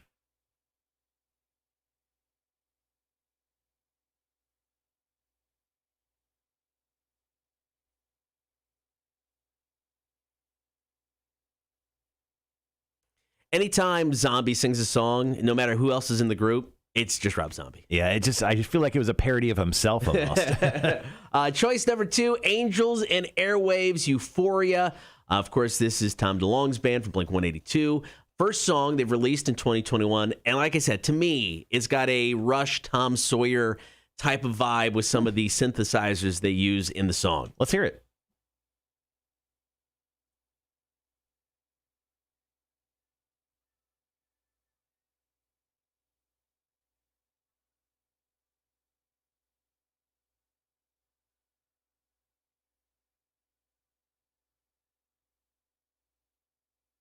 Of course, I pick a clip that doesn't have I was going to say, I didn't get that vibe at all. It didn't have any of that in there. But like I said, it doesn't sound like the song. It's not like a remake of the song. Just some of the stuff's in there. So right. Those are the 2 choices for Jeffe. Is he ready to make his selection? Jeffe is very active this morning. Okay, He's swimming back and forth, so I'm just going to give Jeffe the signal. Jeffe!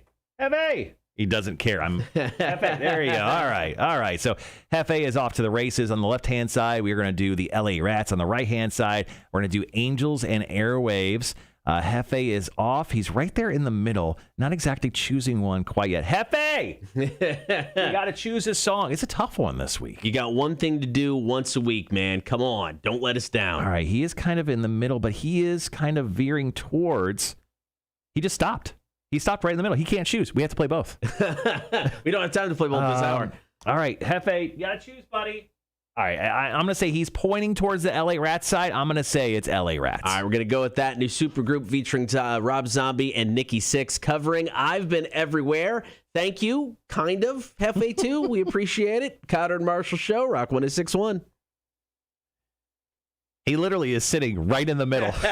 He's looking that way. Yeah, he's looking towards the Party Cactus side, which is the LA Rats. Guys, the shot, if you're watching the live stream, obviously you are if you're hearing me.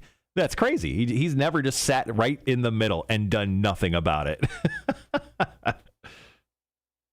As my mom would say, a real stinker, that Jeffe, the new music beta fish. A real stinker. Tim, is he all right? Yes, he is. He was just swimming around.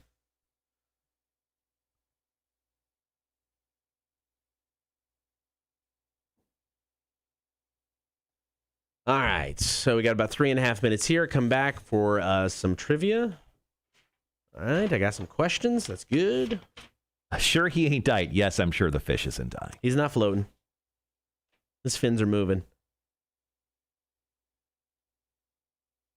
All right, yep, that's actually a good point, Kotter. Let me make sure I have my trivia open here. Yeah, that was the one, because it was over by the radio. It's close to the radio station, so I went there occasionally. They spent a little bit of money. They were kind of a client for a while, but whenever we had like an event, when we used to do like the toy drives, the 24-hour toy drives we used to do, they were always a go-to. Sales would just go get free food for us from there. I don't know how that worked. Maybe we had a trade deal with them, but it was good. Cool. Let's see. Just going to bring out my stopwatch. And there's the headphones. All right. All set for trivia. All set. Coming up in 2 minutes, giving away another pair of tickets to our 20th anniversary show. Perfect.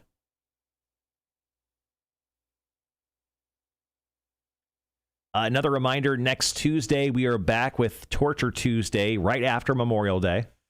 We're going right into a Torture Tuesday, and I have a fun update on this. Okay. Not only will Jeremy from MF Hot Sauce join us for Torture Tuesday, I have a meeting at 11 o'clock that day with Erica from Connect Savannah that our boss put us on. So, do both of us? It was just me, him, and Erica, Okay, to my knowledge. I don't remember seeing this. Okay. But I'm going to have to go tell him that I'm going to show up as long as I can, and I can't confirm whether... Oh, dude, you're going to be in pain. Yeah, at 11. So this will be 3 hours after I eat. Because we're going to do the Torch Tuesday 8 o'clock. And it usually kicks in. It usually takes a little bit to kick in. Oh, yeah, it's not going to be good. And that stuff wrecks me. Yeah. It wrecks me. No, it's not going to be good. So... I don't know how that's going to work, but I'm going to let the boss know. I'm so sorry. I do my very best, and I'm going to try to show up. I'm going to try. I won't even commit to it. I'm going to try to show up, though. Yeah, and so it's like every time we throw out a Torture Tuesday like this, I'm always like, oh, it's going to be awesome, so much fun. As it gets closer, I'm like, we know what we're getting ourselves into. Yep, we're dreading it a little bit. It's not going to be awesome. It's not going to be fun. So I was thinking about getting and using an eyedropper for Torture Tuesday for our sauce because it would all pour out. Yeah. So I'm thinking we'll just drop our nuts in it. We'll drop our nuts. That works. Yeah. Oh man, yeah, this is gonna be rough. Because it's hotter. It's worse. They wouldn't release a third one if it wasn't worse than the first two. Yeah, it's true. At least I will say, at least the one chip challenge that just tasted horrible. That was just disgusting, and it was so dry. At least these are smaller, and some of the flavors of the early ones aren't bad. Mm-hmm. They get worse as you go. All right, guys, be right back.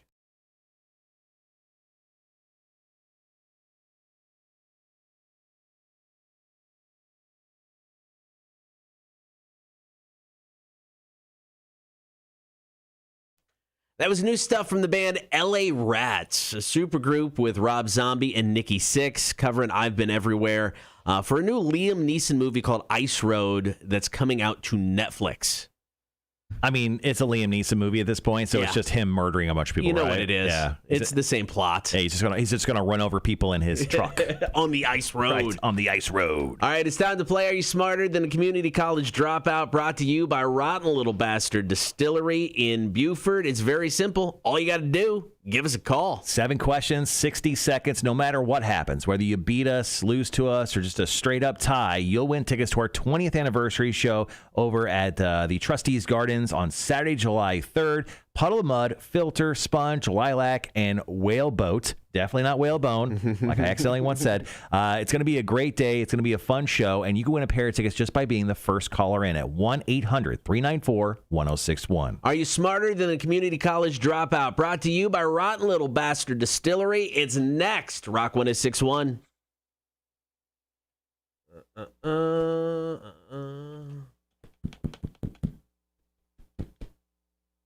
Rock 1061, who's this? Hello? Hello, Rock 1061, who's this? Oh, this is Caleb. Caleb, you want to play some trivia? Hell yeah. All right, man, who do you want to take on, myself or Marshall? Marshall. All right, Marshall, gonna kill your mic there. He's gonna put on the soundproof headset. I'm gonna get my clock ready because, of course, I never do that ahead of time. 7 questions, 60 seconds. Your time is gonna start as soon as I finish question number 1. If there's an answer you don't know and want to pass, feel free to do so. And if we have time at the end, we'll come back. Okay? All right. All right, here we go. Question number 1 is multiple choice.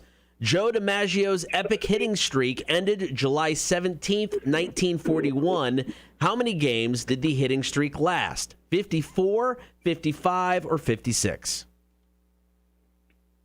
55. Incorrect. What was the name of the adventure TV show from the 60s that featured a dolphin? Zeus and Roxanne. Incorrect. What classic rock star is known by the nickname the Motor City Madman? Pass. What is the last name of Johnny Depp's character in the Pirate of the Caribbean movies? Sparrow. Correct. What is the largest planet in our solar system?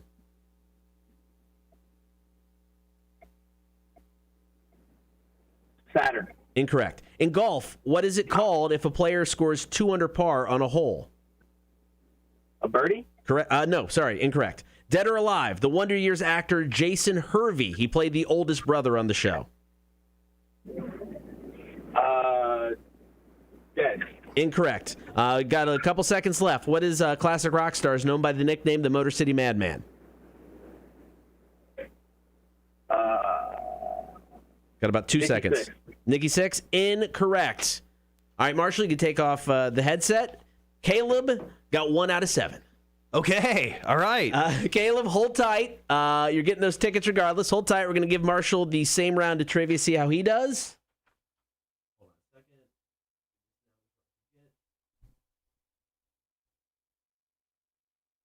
Did you do an ultra hard round of trivia like I did yesterday on I don't accident? know. Maybe. We're going to find out. Are you ready? Yeah, sure. All right. 7 questions, 60 seconds. Your time will start after question number 1, which is multiple choice. Okay.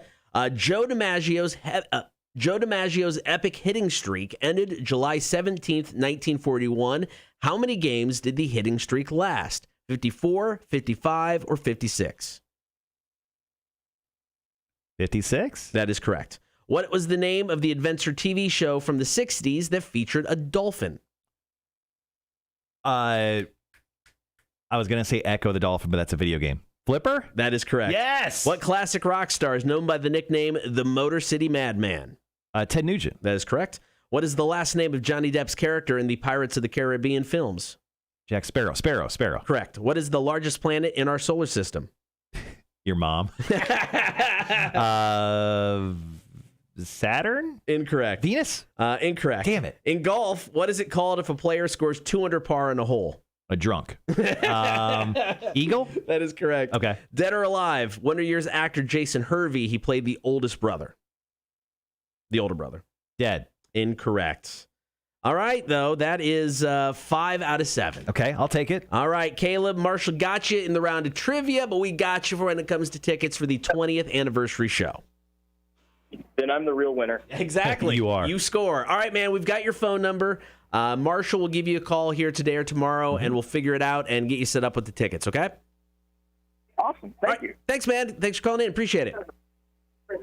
All right, see ya. Tickets, free tickets to a concert really makes getting your ass kicked in trivia way easier to take. That's true. All right, here you go. Correct answers. Joe DiMaggio's hitting streak lasted for 56 games. The TV show from the 60s was, of course, Flipper. Ted Nugent is the Motor City Madman. Sparrow is Johnny Depp's character's last name in the Pirates of the Caribbean films. Jupiter is the largest planet in our solar Damn system. you, Jupiter. Both of you got that one right. Or both of you got that one wrong. It is an eagle when you score 2 under par in a hole. And Wonder Years actor Jason Hervey, very much alive and well. Really? Yep. Oh, what's it? Kevin's brother? Is that Yeah, he's the older brother. Yeah. Okay. Yeah. Yeah, he's still alive and kicking. Good for him. All right, back tomorrow, another round of Are You Smarter Than a Community College Dropout, brought to you by Rotten Little Bastard Distillery, Kotter and Marshall Show, Rock 1061. All right, guys. Cotter's going to edit up that audio, and I'll share our latest records and then get set for Quiz in the Face. All right, be right back, guys.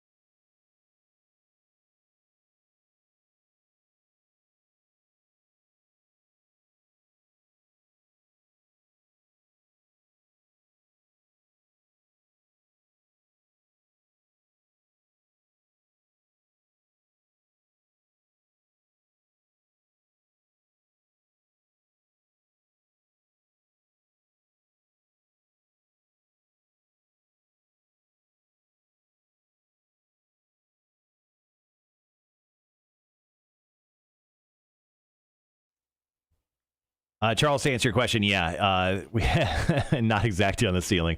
Kotter has 2 monitors stacked on top of each other, so when you see him looking up like that, he's actually looking at an editing machine. Oh, I was wondering what I was doing. Yeah, wondering what he goes, is one of his monitors mounted to the ceiling?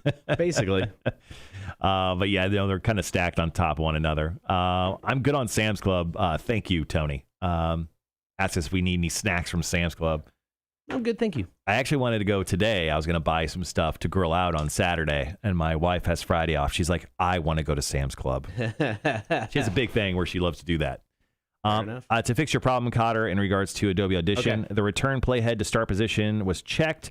It's the little rectangle with an arrow pointing to the right, located immediately right of the record button. Is it highlighted blue or something? So the record button's right there. There's nothing to the immediate right. It's just a loop playback. Hold on, I'll walk over there in a second. Let me see.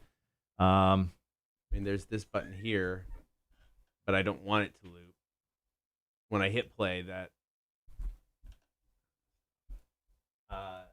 there's that play loop, but it doesn't give you an option to turn it off. Right click on it.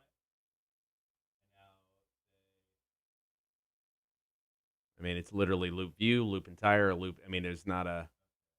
Yeah, I mean, because there's this up here. Oh wait, is it off now? Because it looks like it's. Oh, it's off now. Yeah, sorry, we were trying to solve a Adobe Audition problem. It's fixed now. Clicked on something. All right. I'll take credit for that. That's fair. Thank God Marshall is wearing a shirt. How much moob can we take? Oh, you're so cute, Craig.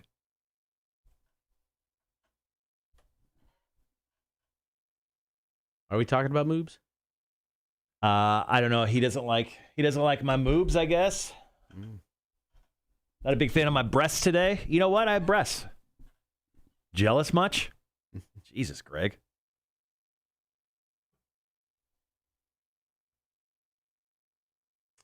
All right. So we're down to the final hour of the show. Once again, flying by. All right, so we're playing back Are You Smarter Than a Community College Dropout Trivia right now, which obviously you heard live on the air. Just for the heck of it, I still have Jeffe's camera set up. Let's just check in on Jeffe. Oh, there he is. What up, Jeffe? It was all in the camera.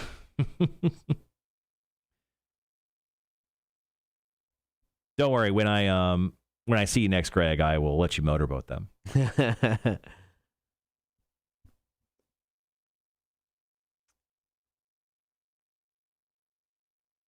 Yeah, so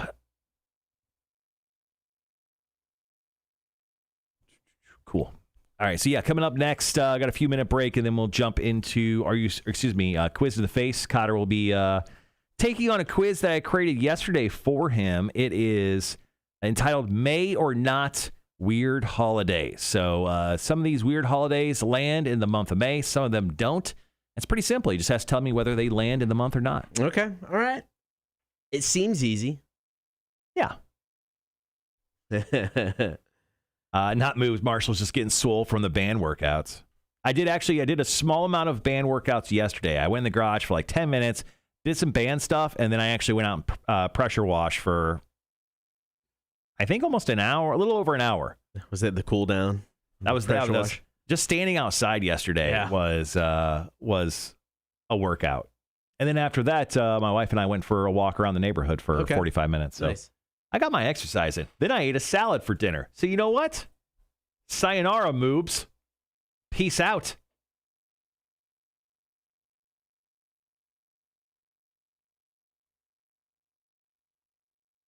I don't know whether to be excited or disgusted.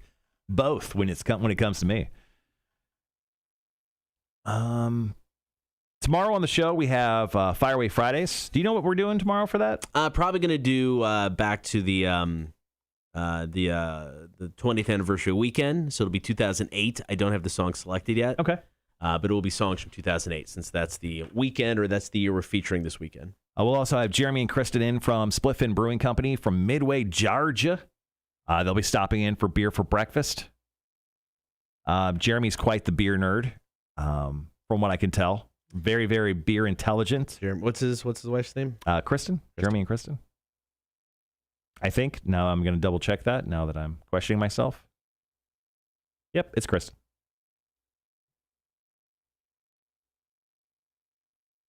Okay. And then, let's see. I think that's it, but I'm going to check the timeline. Yeah, Fire Away Just to make Friday, sure. beer for breakfast, and then the usuals. Mm-hmm. Greg goes, I have to go look officialish for a bit. Good luck with that. It sounds like it'll be for the first time. All right. Thanks everybody who's hanging out today, man. Had at least from what I see on the Twitch only, had some nice numbers all day. So thank you guys for popping in. Appreciate that. Yeah, our show is definitely growing just from the amount of people and the time spent. I mean, we hit new records all the time. I mean, we've been hitting some really nice consistent numbers, and then Ooh, we need to set some goals to get to encourage people to maybe share and tell other people about the stream. If we hit this many people, we do this. We hit this many people, we do this. Yeah, I think that makes sense. Set up some goals, maybe.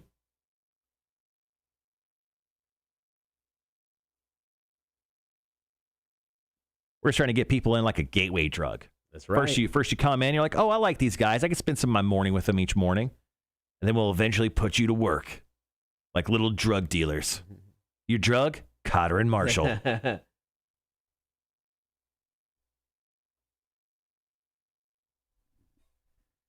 All right. Let's go ahead and answer the internet or poll the internet. Let's see if we can find one that we can read on the air or on the stream. Yeah, let's see. Our Christmas stream, though, guys, is going to be fire. All these stupid cards. Oh man, it's going to be ridiculous. We're going to spend a good, I would say, an hour or two, some Saturday in December. I still think we kind of make it cheesy Christmas special. Put up a tree in the studio, invite guests to pop in, and just kind of make it dumb. Drink the whole time, get loaded, take Ubers home. It's so bad. I'm in 100% on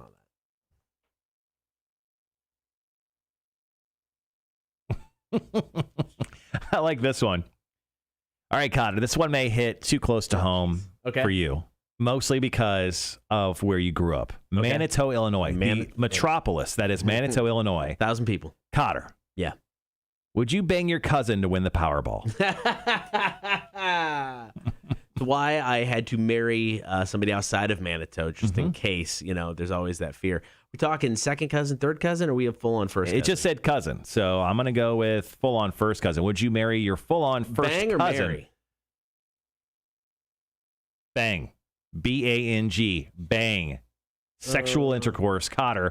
Would you bang your cousin to win the Powerball? Are we talking like one of the big Powerballs? It just says Powerball. You're asking a lot of questions. Because I'm really Would you bang your cousin or not? Really leaning toward yes. Didn't you date your cousin? I might have. That's what I said. I had to find somebody outside of Manitou because my dad has 12 brothers and sisters. Right.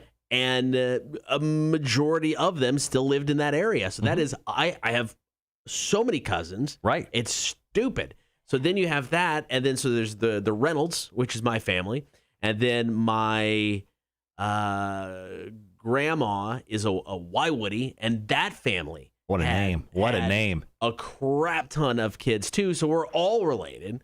It's dumb. There's like three big families: Reynolds, Wywoody, and Sondag. Sondag are related to both, like the Wywoodies. We're both related to the Wywoodies, so they're really screwed because they're just related to everybody. It was bizarre. Yeah. Bang for the Powerball? I'd bang her, him, and or the cat for the Powerball, says Charles. You are all about that Powerball. Charles is trying to retire. I get it, man. Do it. Yeah, totally. I think I would do it. Even if it's just a once. If I had to marry my cousin, I mean, Rudy Giuliani did it, so how bad could it be? So when my wife and I got our marriage certificate, we go down to the courthouse to pick that up. They asked, are you guys related? Are right? you related? I'm like, how closely do you? What's the line here? How close or far apart? And my wife was so embarrassed because I didn't say no. The first thing I said was, how close? What's the cutoff? Why she turns beet red? She's like, shut up. We're not related. I was like, I'm just kind of curious. To what you know. You're going to ask that question. I kind of want to know. There's got to be a cutoff. Yeah. Have you gone to Ancestry.com and proved it? No. Yeah. There's your thing right there. There's your answer. Probably.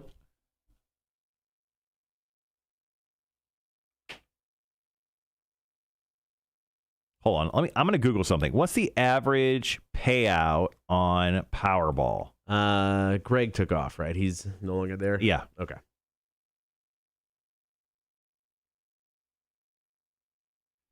Let's see. How much do Powerball winners actually get? The federal government, all but a few state governments, will immediately have their hands out for a bit of your prize. The top federal tax rate is 37% for income over $500,000. The first thing happens when you turn in the winning ticket is that federal government takes 24% of the winnings off the top. Crazy. Charles, question. If you win the Powerball, are you taking the flat payment, flat sum, so you get it right away? Or are you taking the higher amount spread over multiple years? What would you do if you won? That's a good question, too, because what if you're like, it's a monthly payment, right? I don't know. I thought it was yearly. I don't know. Yeah. But I mean, because you can, they'll let you take a flat sum, but it's drastically reduced. Mm-hmm. Yeah, that's a good question. That is a good question. I wouldn't know. I mean, it depends on the amount of money. Like, if they paid me $100,000 every year, like in January 1st, unless Charles said he'd be cashing out. Okay. I don't know. I would want to talk to a financial advisor just to get their take on it. One that doesn't know I won, but kind of knows. Obviously, hypothetically, let's say I won $79 million. I just won the Powerball. Yeah, I mean, I probably would cash out. I think cashing out would probably be the best thing. I would.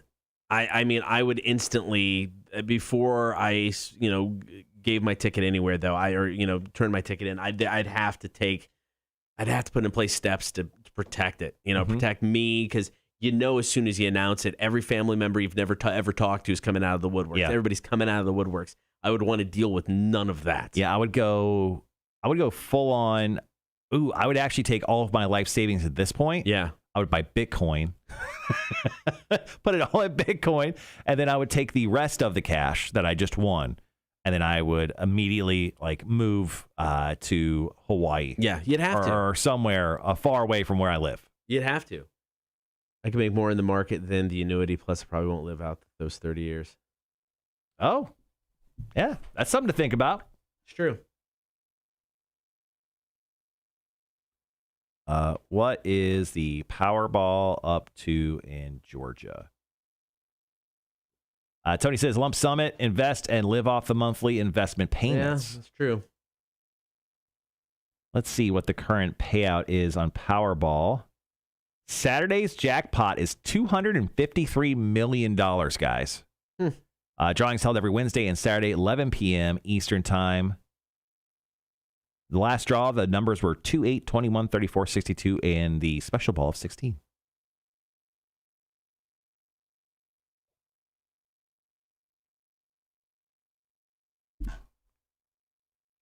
How much is a Powerball ticket? I don't know. I mean, is it more than $1? I haven't played lottery in so long.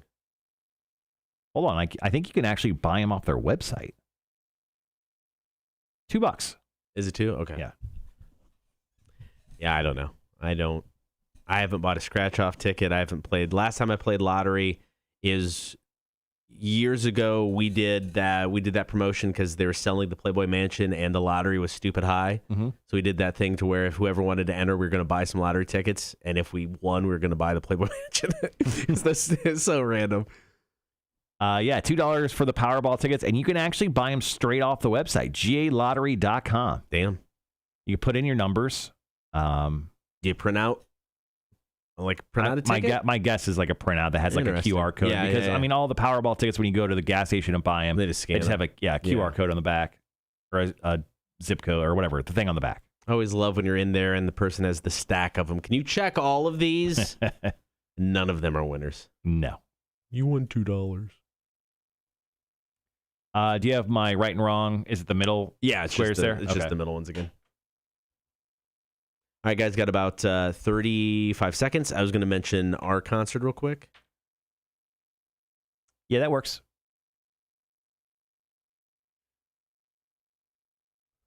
When it comes to these holidays, most of them I have explanations on what they are. Okay.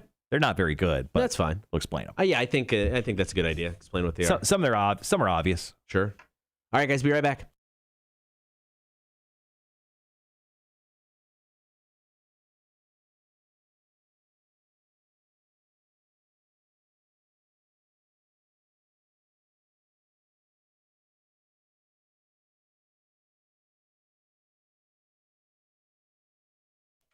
Good morning. Thank you for hanging out on the stream for the Kotter and Marshall Show. Thanks for listening on the air. Don't forget, you can download the app, get us in your in-home smart speaker, or you check us out on the website, rock1061.com. Marshall, basically, we're just over a month away from our 20th anniversary concert, downtown Savannah, Trustee's Garden. It's crazy to think, but Puddle of Mud, Filter, Sponge, Lilac, Whaleboat, they're all going to play in a long, day-long festival, Trustee's Gardens. And it's only $25 to go right now. Yeah, it's a great price. Go get your tickets online right now, rock1061.com. Also, etix.com. Tickets for the Rock 1061 20th anniversary concert right now. It is time for you to quiz me in the face, Marshall. Exactly. And in celebration of a holiday weekend, Memorial Day weekend happening this weekend, I have written the game May or not. Weird holidays. It's pretty simple. All you need to do is tell me whether this weird national or unnational holiday lands in the month of May or not. Now, obviously, there's all sorts of crazy holidays out there, like National Dog Day, National Cat Day, National Queso Day. You just got to tell me whether these national holidays, according to whatever website I looked at, lands in the month of May or not. Okay. So coming up, number one, Kotter. Oh, let me see. Oh, there it is. Coming up, number one on our quiz in the face, May or not, Dance Like a Chicken Day. Does that land in the month of May or not? Dance Like a Chicken Day. So, man, why would you dance like a chicken? Would you do it? I'm trying to reason through this. Is there a certain month that would make sense to dance like a chicken?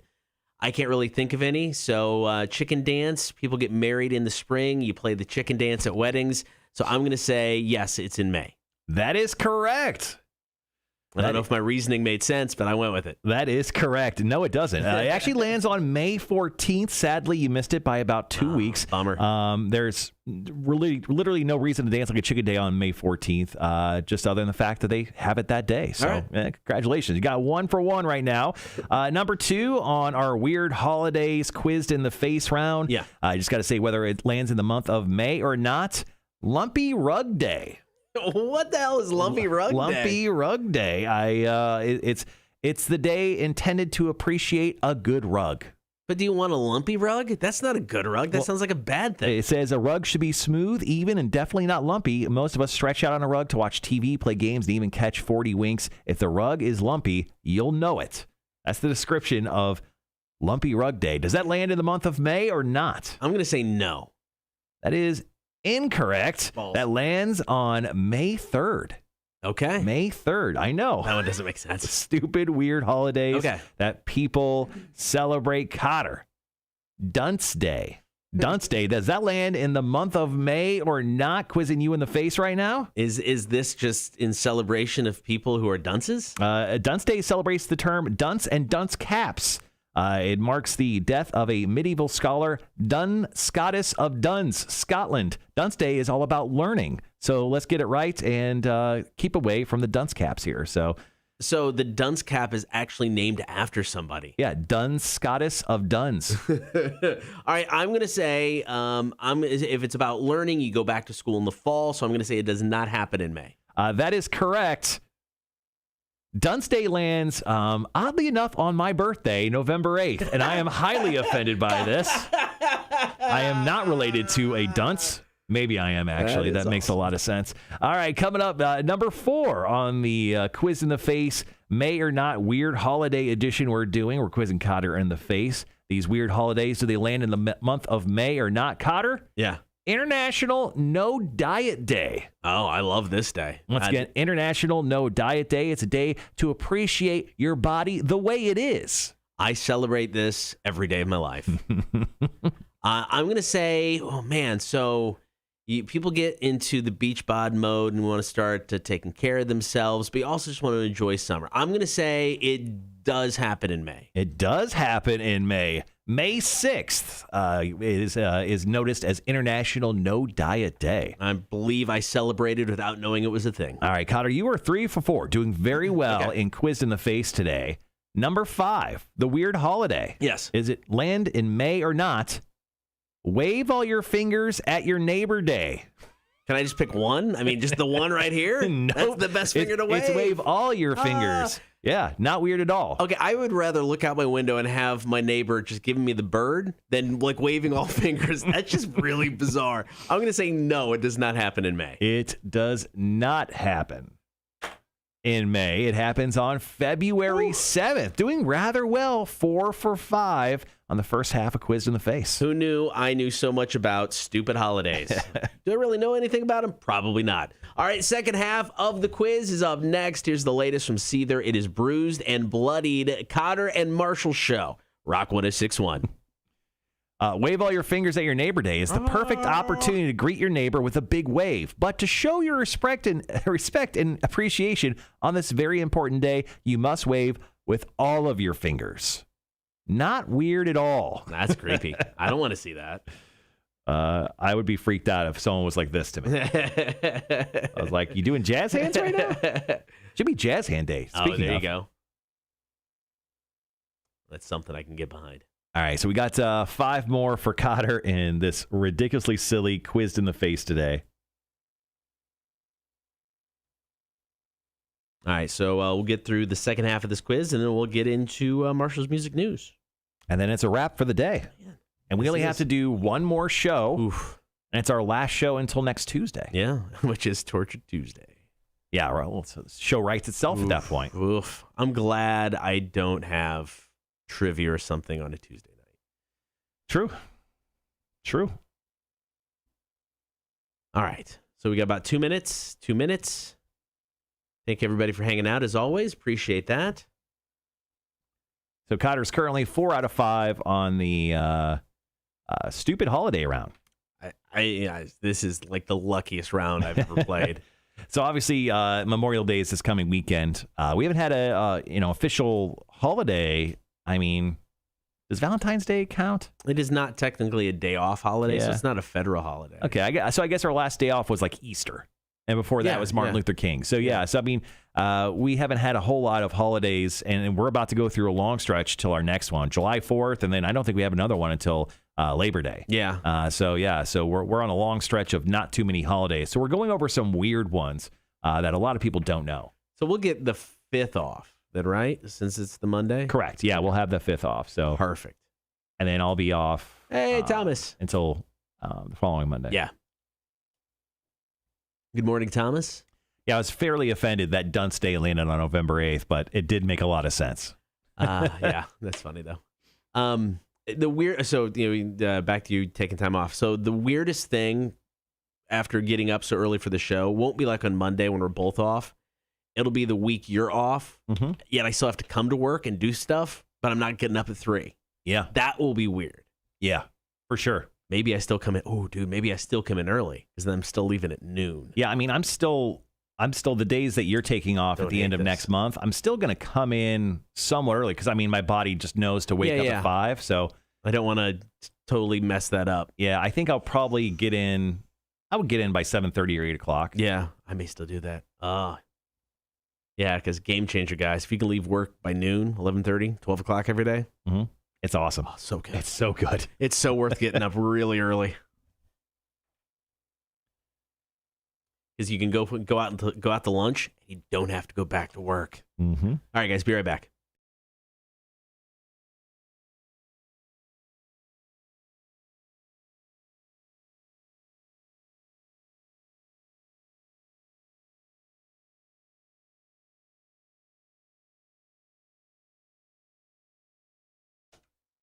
Good morning. Thank you for hanging out, Kotter and Marshall Show. Get on the stream, join the Horde, Facebook, YouTube, and Twitch. Be sure to like, follow, and subscribe. It is Quizzed in the Face, and I had no idea I had this much knowledge when it came to stupid holidays. That's right. In celebration of this coming weekend, Memorial Day weekend, we are putting Kotter to task on stupid holidays and whether they land in the month of May or not. So I am currently 4 out of 5 in the first half of the quiz. 5 more to go. This is the luckiest I've ever done on one of these quizzes because, once again, I'm guessing. I mean, I'm trying to reason them out. So far, most of the reasoning has worked, but it's crap. It's honest. It's crap. I wouldn't say it's exactly worked because A 4 out of 5? Yeah, but like that, it doesn't make sense. Not saying it's right, but it's worked. All right, once again, we're quizzing Kotter in the face here on the Kotter and Marshall Show. Stupid, weird holiday number 6, Kotter, Frog Jumping Day. Does that land in the month of May or not? Oh, I'm going to say... Did you have more? Well, Frog Jumping Day is a great day to jump like a frog, or is it a day intended to jump over a frog? Either way, that day is still fun. That is the description. Of course, the roots of Frog Jumping Day goes back to Mark Twain's first short story. So I was going to go back to that, and I want to say that happens in July in his story, so I'm going to say it does not happen in May. That is... Balls! That actually happens on May 13th. Okay. May 13th was Frog Jumping Day. Yes, I know, guys. I'm terribly disappointed, too. We barely missed that one. Coming in at our 7th stupid, weird holiday, Kotter, Increase Your Psychic Powers Day. Once again, stupid, weird holiday number 7. Increase, because you already have them, your Psychic Powers Day. Does that land in the month of May or not? How does one increase their psychic powers? Here it says, Increase Your Psychic Powers Days is one of those special days that you might predict should be celebrated in this certain month. I'll just say that. Certain month. Yeah. What does that matter? I don't know. I'm going to say no, it does not happen in May. That is correct. It lands on Halloween. Oh, okay, I get which it. I guess makes sense. Yeah, okay. Ish. That makes sense. I understand that. All right, coming up, once again, we're quizzing Kotter in the face. This is a quiz based on whether these weird holidays land in the month of May or not. Number 8, World Goth Day. Goth? Yes, goth. Okay. As in black being your favorite color, My Chemical Romance being your favorite band. Does World Goth Day land in the month of May or not? I mean, you would think if they're going to celebrate goth, it wouldn't be in the spring. You think this is a fall celebration. This is a holiday, you know, when it's cold and dark. So I'm going to say it does not happen in May. Are you serious? It is May 22nd. Whoever picked this day 5 days ago is not right. I'm really upset that we did not celebrate. So sorry. Emo Day, essentially. You're currently 5 for 8 total of the quiz. Not doing so hot on the second half. All right, Kotter. Yes. Number 9, weird holiday. Does it land in the month of May or not? Compliment Your Mirror Day. What? Once again, Compliment Your Mirror Day. It's just another celebration of yourself. Does Compliment Your Mirror Day land in the month of May or not? I'm going to say no, it does not. That is correct. You're 6 out of 9. Nice. So our final weird holiday. Let's see if you can get 7 out of 10. Get 70%, which is passing in most schools here locally. Number 10, Grab Some Nuts Day. Grab Some Nuts Day, Kotter. And no, it's not what you think. It's about eating delicious nuts and enjoying them. These nuts. Sorry. What month does it land in? So sorry. Don't apologize for that. What month does it land in? The month of May or not? Oh, man. Okay. Oh, man. I'm going to tie this to baseball. You're going out. You're getting some peanuts at the ballpark. Opening day is usually in April. I'm going to say it does not happen in May. It does not happen in May. It is celebrated on August 3rd. I wasn't even close there. Put some protein in your mouth. All right, that wasn't bad. That was like 7 out of 10. 7 out of 10 today. Congratulations. I'll take that as a stellar quizzed in the face day for me. All right, coming up next, getting ready to wrap up the show with Marshall's music news. It is Kotter and Marshall, Rock 106.1. Yeah, grab some nuts day. It's exactly what you think. Grabbing some nuts and put them in your pocket and or mouth. Nuts. Yeah, May or not weird holidays. It was just a strange thing to do. So there you go. That's why I did it. That's funny. Wanda's telling Tony to go to work. Damn. Maybe she's saying go to work, Tony, and buy some Powerball tickets. So maybe that's what she's saying. What story are you going to do? The Bruce Dickinson? What are you doing first? I don't mind either way. We did just play Megadeth yesterday. Sure. I mean, let's go with Bruce Dickinson, and then I'll go Bruce, Travis, and David. Just how you have it. Okay. All right, guys, wrapping up the show today with Marshall's Music News. Thanks for hanging around on the chat today. Coming up, we're going to do a story about Iron Maiden. We're going to follow that up with Travis Barker. He's doing something he hasn't done since 2008. And then we'll wrap up the show today with a story. Actually, it's more of a follow-up to the basis of Megadeth leaving and what he has. He's actually put out a new statement as of yesterday. So we'll talk about that, wrap up the show. Obviously, Friday got beer for breakfast, doing Fire Away Friday, have about last night. Going to take your calls, comments, and texts on whatever our topic of the day is. And that's about it. Cool.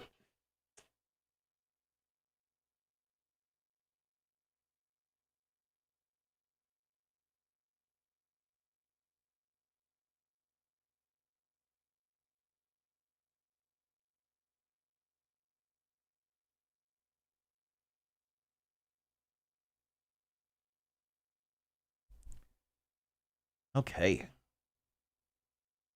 Yeah, after the show today, I need you to drive me to Rutland and then come back, do some show prep, grab some food, nap it up, and then work the rest of the afternoon out. Yep.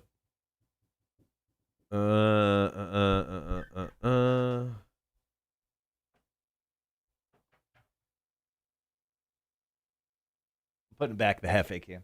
Okay.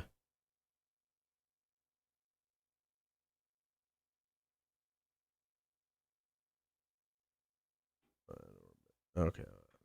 There we go. All right. Sorry about that, guys. Let's see. All right. Plenty of time still. A few more spots. Going to have puddle mud control. So got about 5-6 minutes before we're back for story number 1 of Marshall's Music News.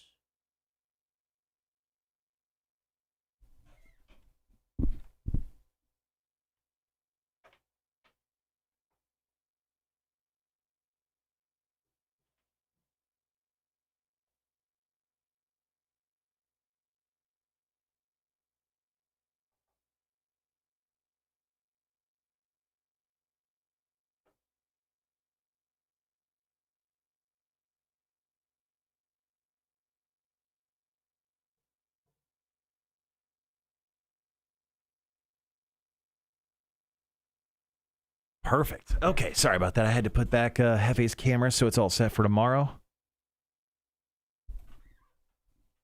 All right, guys. If you have any if you guys have any Ask the Magic 8-Ball questions, go ahead and drop those into the chat for us. Go ahead and ask those as well.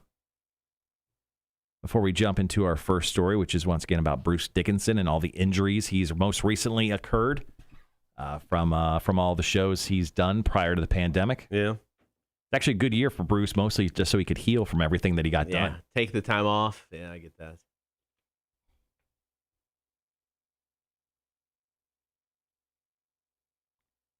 We also get paid tomorrow. Just a heads up, I looked at our payout calendar. Yeah, it makes sense. Do get paid tomorrow. Generally, it's the last day of the month.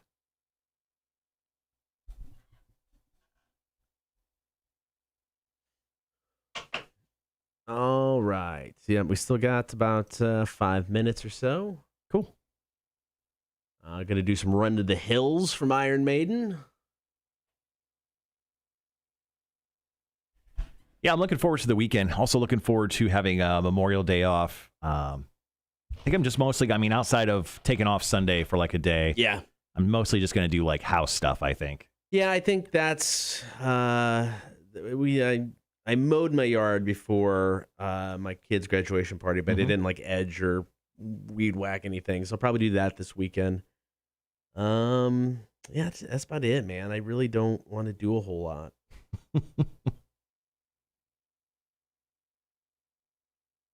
Oh, I forgot to tell you. Keith got a job. Oh, no kidding? I meant to bring it up earlier. My oldest kid's got a job. Where's he working? Pizza Hut. Pizza Hut. So texted yesterday, noonish. I don't know. My wife's at work. I'm at work. He's like, hey, I'm walking down to Pizza Hut for a job interview. I guess they just called. He applied a while ago. Oh, okay. So, it's a little over a mile walk from where we're at down to that Kroger complex off of, Geechee there. So he walked down. and I felt bad because I went home to take the dog to doggy daycare. So the drop off for that was 2:00. So I'm driving, 10 till 2, driving down to Barks to drop off the dog. And he was kind of keeping an eye out for him on the path back. Just, if he was there, I'd grab him. Didn't see him, dropped off the dog, came back to work to do stuff for bingo last night. As soon as I got back, he had texted me about the time I was driving, and I didn't see the text. Asked me where I was to if I could pick him up. I'm like, yeah, a little late now. Sorry. He's like, yeah, this walk sucks, and I bet it does. But it's hot enough. It's just over a mile. I can imagine it kind of sucking. But yeah, got a job. Starts Sunday.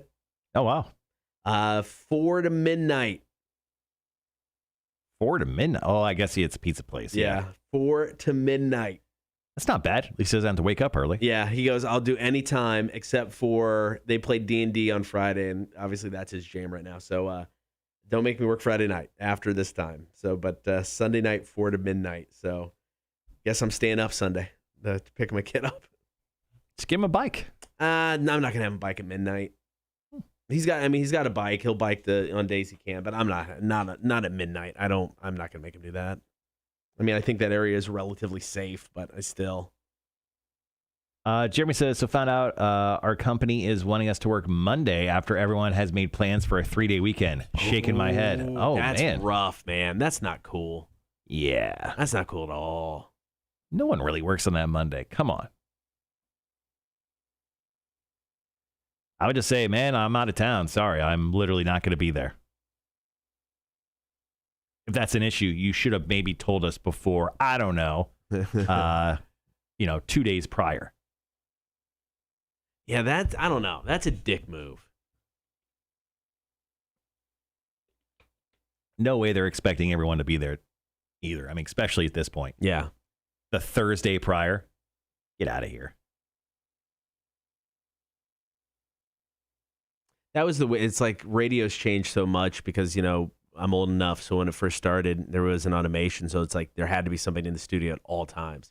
So every holiday had to be covered. So, I mean, I work so many Thanksgivings, Christmases. Oh, yeah? Because, all the cool people wanted off. And you're like, you're the new guy. Happy Christmas. You're working Christmas morning. Right. It was kind of fun just because it's like you had a bunch of weirdos calling in because it was, just bizarre stuff happening. So it was kind of fun and cool. But yeah, I'm happy. That's one of the best parts about automation in radio is that you do not have to have somebody in here on a holiday. So that part's cool because you missed out on so much stuff. All right, guys, got about 30 seconds. Going to dive into story number 1 of Marshall's music news. Oh, yeah, dude, I bet. Ew. Tim, never getting time off because of being a chef. People got to eat. All right, guys, be right back.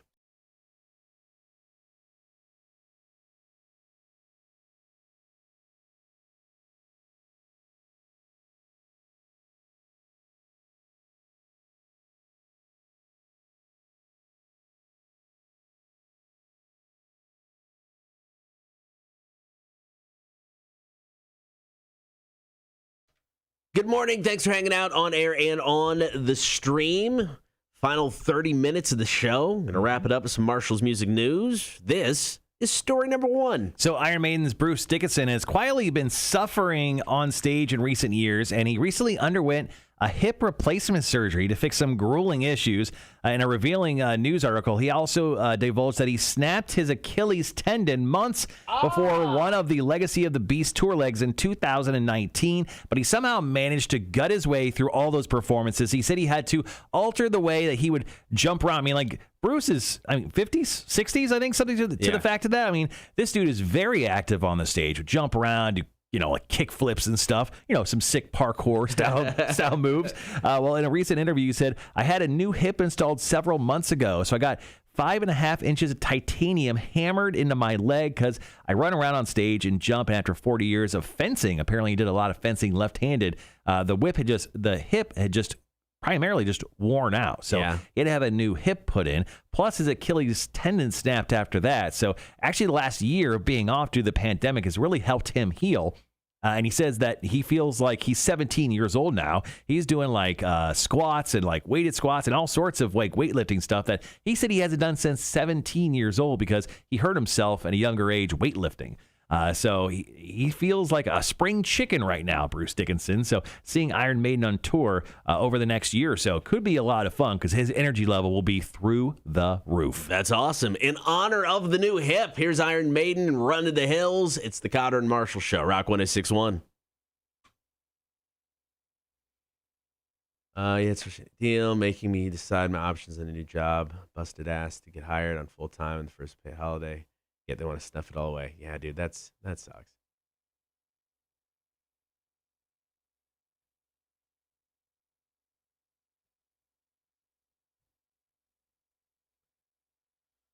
All right. 3.5 minutes. We're back. Second story.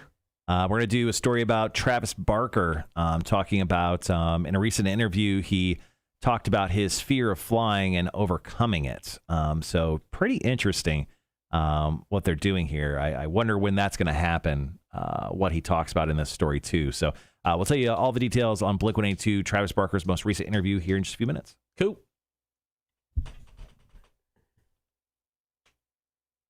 All right. Take you down, pick up the station vehicle, come back, get some stuff done. Noon, I have my music call. They're run by the bank.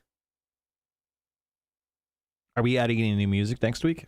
I don't. There might be a couple like night records. There's not a whole lot out there necessarily right now. All of like the powers and the stuff that we play a little bit more than anything else. Those are all pretty solid. So I don't think we're going to get rid of anything this week. Next week that could change, but it just depends. Like I said, there's not a whole lot of new stuff necessarily out there right now. So this weekend, we're celebrating Memorial Day with the ongoing celebration of the 20th anniversary of the radio station. So we're playing 2008 rock songs. Do you happen to know any of the songs on top of your head that we're going to be playing? Let me look it up because now I'll butcher it. Are we playing The Day That Never Comes from Metallica? Yep. Are we going to play Pork and Beans from Weezer? Yep. Inside the Fire by Disturbed? Yep. Use Somebody by Kings of Leon? Yes. The Rock and Roll Train from AC/DC? It's in there. Is it really? Yep. I don't even remember that song. I know. Avenged Sevenfold's Almost Easy. That's not the good list. Hold on. What about Salute Your Solution from the Rockin' Tours? Yes, sir. What about I Kissed a Girl from Katy Perry? Not so much. Why not? I think we'll hold off on that. Hot and Cold by Katy Perry? Nope. I got Psycho from Puddle of Mud. Addicted from Saving Abel. What about Spaceman from The Killers? No. Come on. Not one we had. Ain't No Rest for the Wicked by Cage the Elephant, right when they came out. I'm holding off until 2009 because technically that song was released the year I was here, which was 2009. Okay. So for I don't know why it's popping up on some of these 2008 charts, but I'm not playing it. Well, you know why? You know why, right? So Cage the Elephant actually didn't release any music in America until their third album. Okay. So Cage the Elephant first signed overseas, I think in Europe. I forget which country. Okay. So their first two albums came out overseas years before they released their first one here. Okay. And I don't know why they did it that way, but they've got a weird history. So technically, their third album they ever did was the first album that came out worldwide. Interesting. So, okay. Yeah, but I mean, they essentially put out two albums in Europe. Okay. And then released them here pretty consecutively. I think they put out two albums in 2 years. And then their third album was the first one that was released worldwide. Okay. Weird thing. So, no, I'm just going to say that one for 2009 because I know that one for sure didn't come out until then. All right, guys, we'll be right back.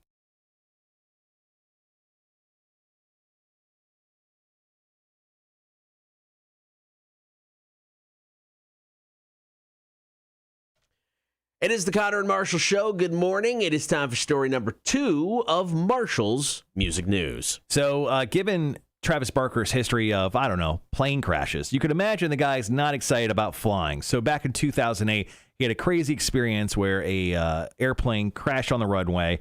Multiple people died, but him and DJ AM were able to escape the plane successfully. Now, DJ AM died of an overdose years later, and so at this point, Travis Barker is the lone survivor from that plane wreck. Now, according to Barker, a new interview, he has an agreement in place with someone close to him that they'll tell him to be ready to go on a plane in 24 hours. He'll pack an overnight bag, get in a car, and head to the airport where he'll board a flight. He doesn't know when it's coming, but he is aware that it is going to be coming. It's coming on the way, and then the plan is set in motion. So he's been working for years to get over his fear of flying. I mean, when he was Blink-182, they did some shows in Australia. He took a cruise ship there. I mean, he drives everywhere. Bus. I mean, he's refused to fly for the past, 13 years. Yeah. And he's gone to therapy sessions. I mean, it's just an incredibly traumatic thing. He had burns all over his body. Yeah. He actually had to have most of his tattoos re-tattooed back onto him. Right. So Travis has been through some stuff, especially when it comes to this whole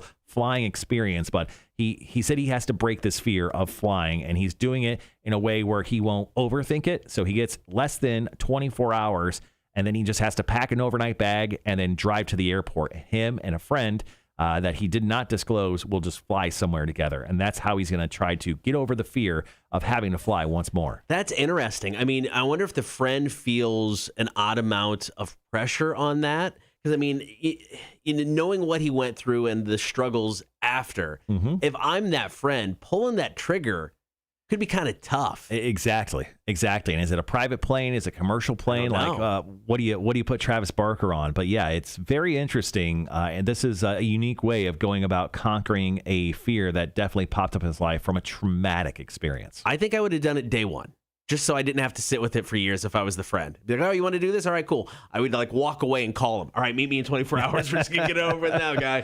Yeah. All right, coming up next, we got our final story, and we'll wrap up the show. Kotter and Marshall, Rock 106.1. Rhett, I guarantee that's a song we'll play. 3 Doors Down, It's Not My Time. Yep. Yeah, 100% we'll definitely be playing that. And yeah, Tim was a professional chef. Yep. Tim came to us wanting to work on our street team. I hired Tim, and then Tim transferred over to the engineering department a year and a half after that, 2 years after that, 3 years after that, something like that. Let's check out this phone call, guys. Let's check it out. Rock 106.1, hello. Hello, Rock 106.1. Yes, I'm so happy. I got your tickets right when it went on sale for the Rock 106.1 Bash. Oh, that's awesome. But you guys were saying the other day that there was some concert you were announcing, and I missed it. I'm like, what the fuck concert is it? I'm so curious. I love my concerts. That's my drug. So let me give you some drug news here. So the concert is Pop Evil. Pop Evil's coming to Savannah on Monday, August 23rd with a new band called 0936. We're playing them here on the radio station, and another band called Broken Love. Yes. Down Love, whatever it's called. Broken Love. Anyway, so tickets go on sale here in 23 minutes. Officially, they're $20 a piece. They're super cheap, and it's going to be at Victory North Savannah. So once again, Pop Evil, Monday, August 23rd. Going to be a fun show, and tickets go on sale here in 20 minutes. Oh, wow. Well, Victory North was awesome when I went and seen Adelita's Way, because I've seen them a bunch of times in Ohio, because I used to go to that X-Fest. Okay, yeah. Because I lived in Ohio. I'm from Ohio, and I just moved here 4 years ago, and there's no concerts out here. No, it's like, what the fuck? Where is my concert? In 2021, I think we're going to... Go ahead. Okay, so Pop Evil, August 23rd, but it goes on sale today. Now, is it still going to be that cheap, next week? I think so. I don't think they're doing a tiered ticket thing, so I think it's just $20. Okay. You gonna look? Okay, because that's plenty of time. Okay. Marshall's cool. we're gonna look real quick for you. I love my concert. No, I think we're gonna be. My first concert was Quiet Riot. Oh, nice. Where in Ohio? Yes, at Hara Arena. Okay. The best arena. It was huge, and the acoustics was awesome.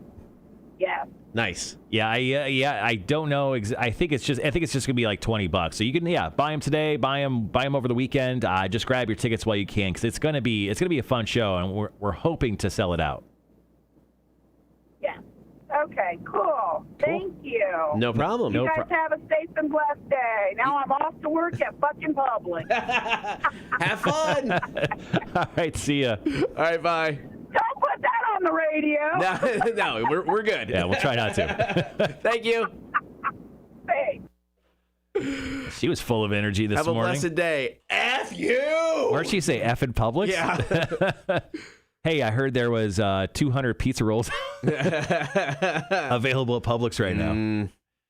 All right, guys, thanks for hanging around with us today. One last break coming up. Going to do a quick story, and more of a quick update on the Danny Elfson story. He's the bassist of Megadeth, or he was. Yeah. He got kicked out of the band for grooming, they say, an underage girl. That was proved untrue, but people have essentially canceled him online. And then his... and then... oh, wait, sorry. I misspelled the. People have, pretty much canceled him online, and now he's coming back at people. He doesn't like the way he's being treated. Okay, all right.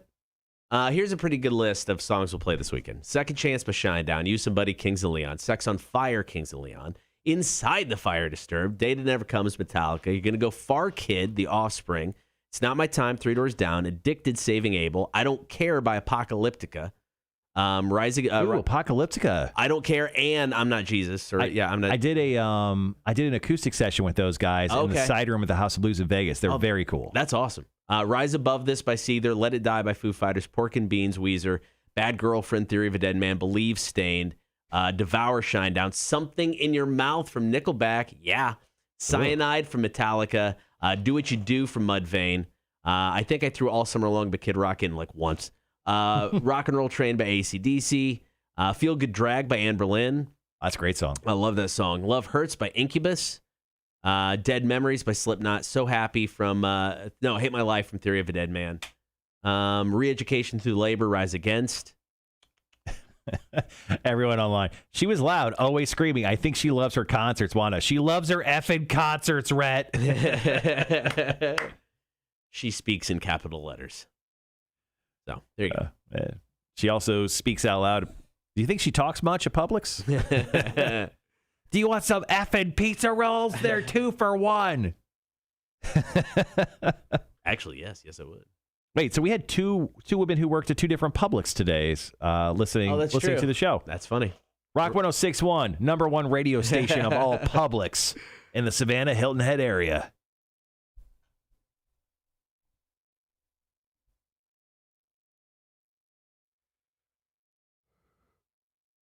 Excuse me. I bet she works at the one in 12 Oaks. I'm going to find her.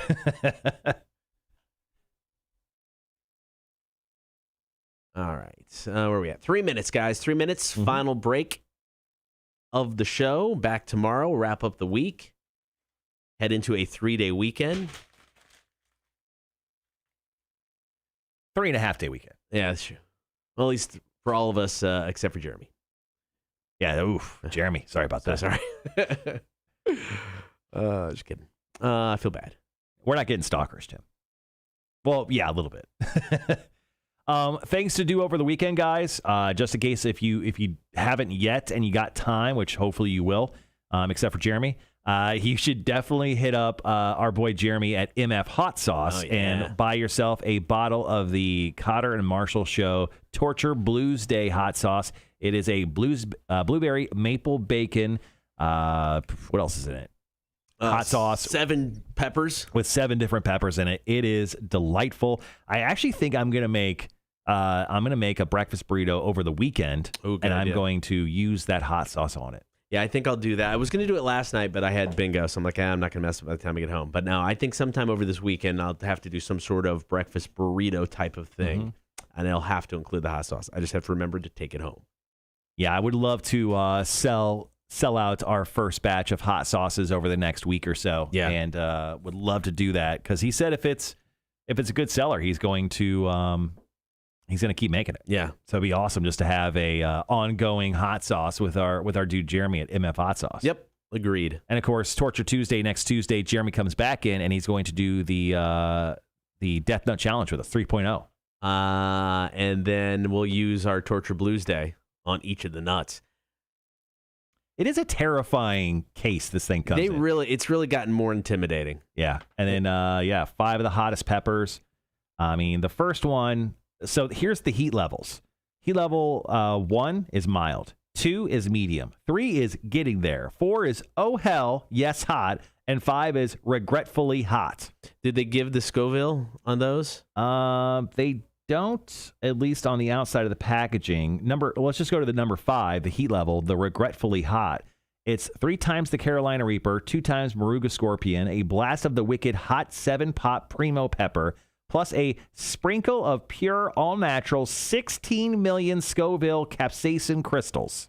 So here's going to be the interesting part about this challenge. So when we were doing the afternoon show, whenever we did a challenge like this, we recorded it. Both of us doing this live. Who's running the board when we both just end up hurting? We're just gonna continue to be live. All right, we'll be right back, guys.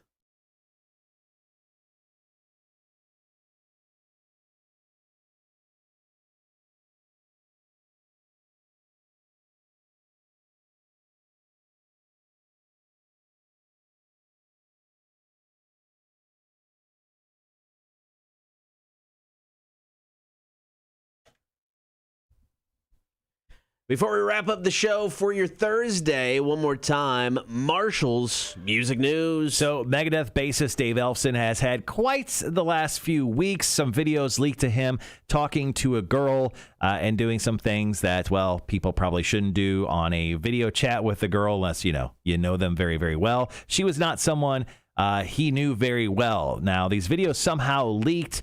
She apparently gave the videos to someone and they put them online. Anyway, Dave Ellefson, who got kicked out of Megadeth just a few days ago, has released a new statement saying, recently a very private video was illegally posted on the internet and false allegations were made against me. The actions in the video were between 2 consenting adults and were recorded without my knowledge. I am working with the Scottsdale Police Department in their investigation into charges regarding revenge pornography to be filed against the person who posted the video. Also, my lawyers are preparing a defamation lawsuit to be filed against this person. The person will be prosecuted to the fullest extent of the law.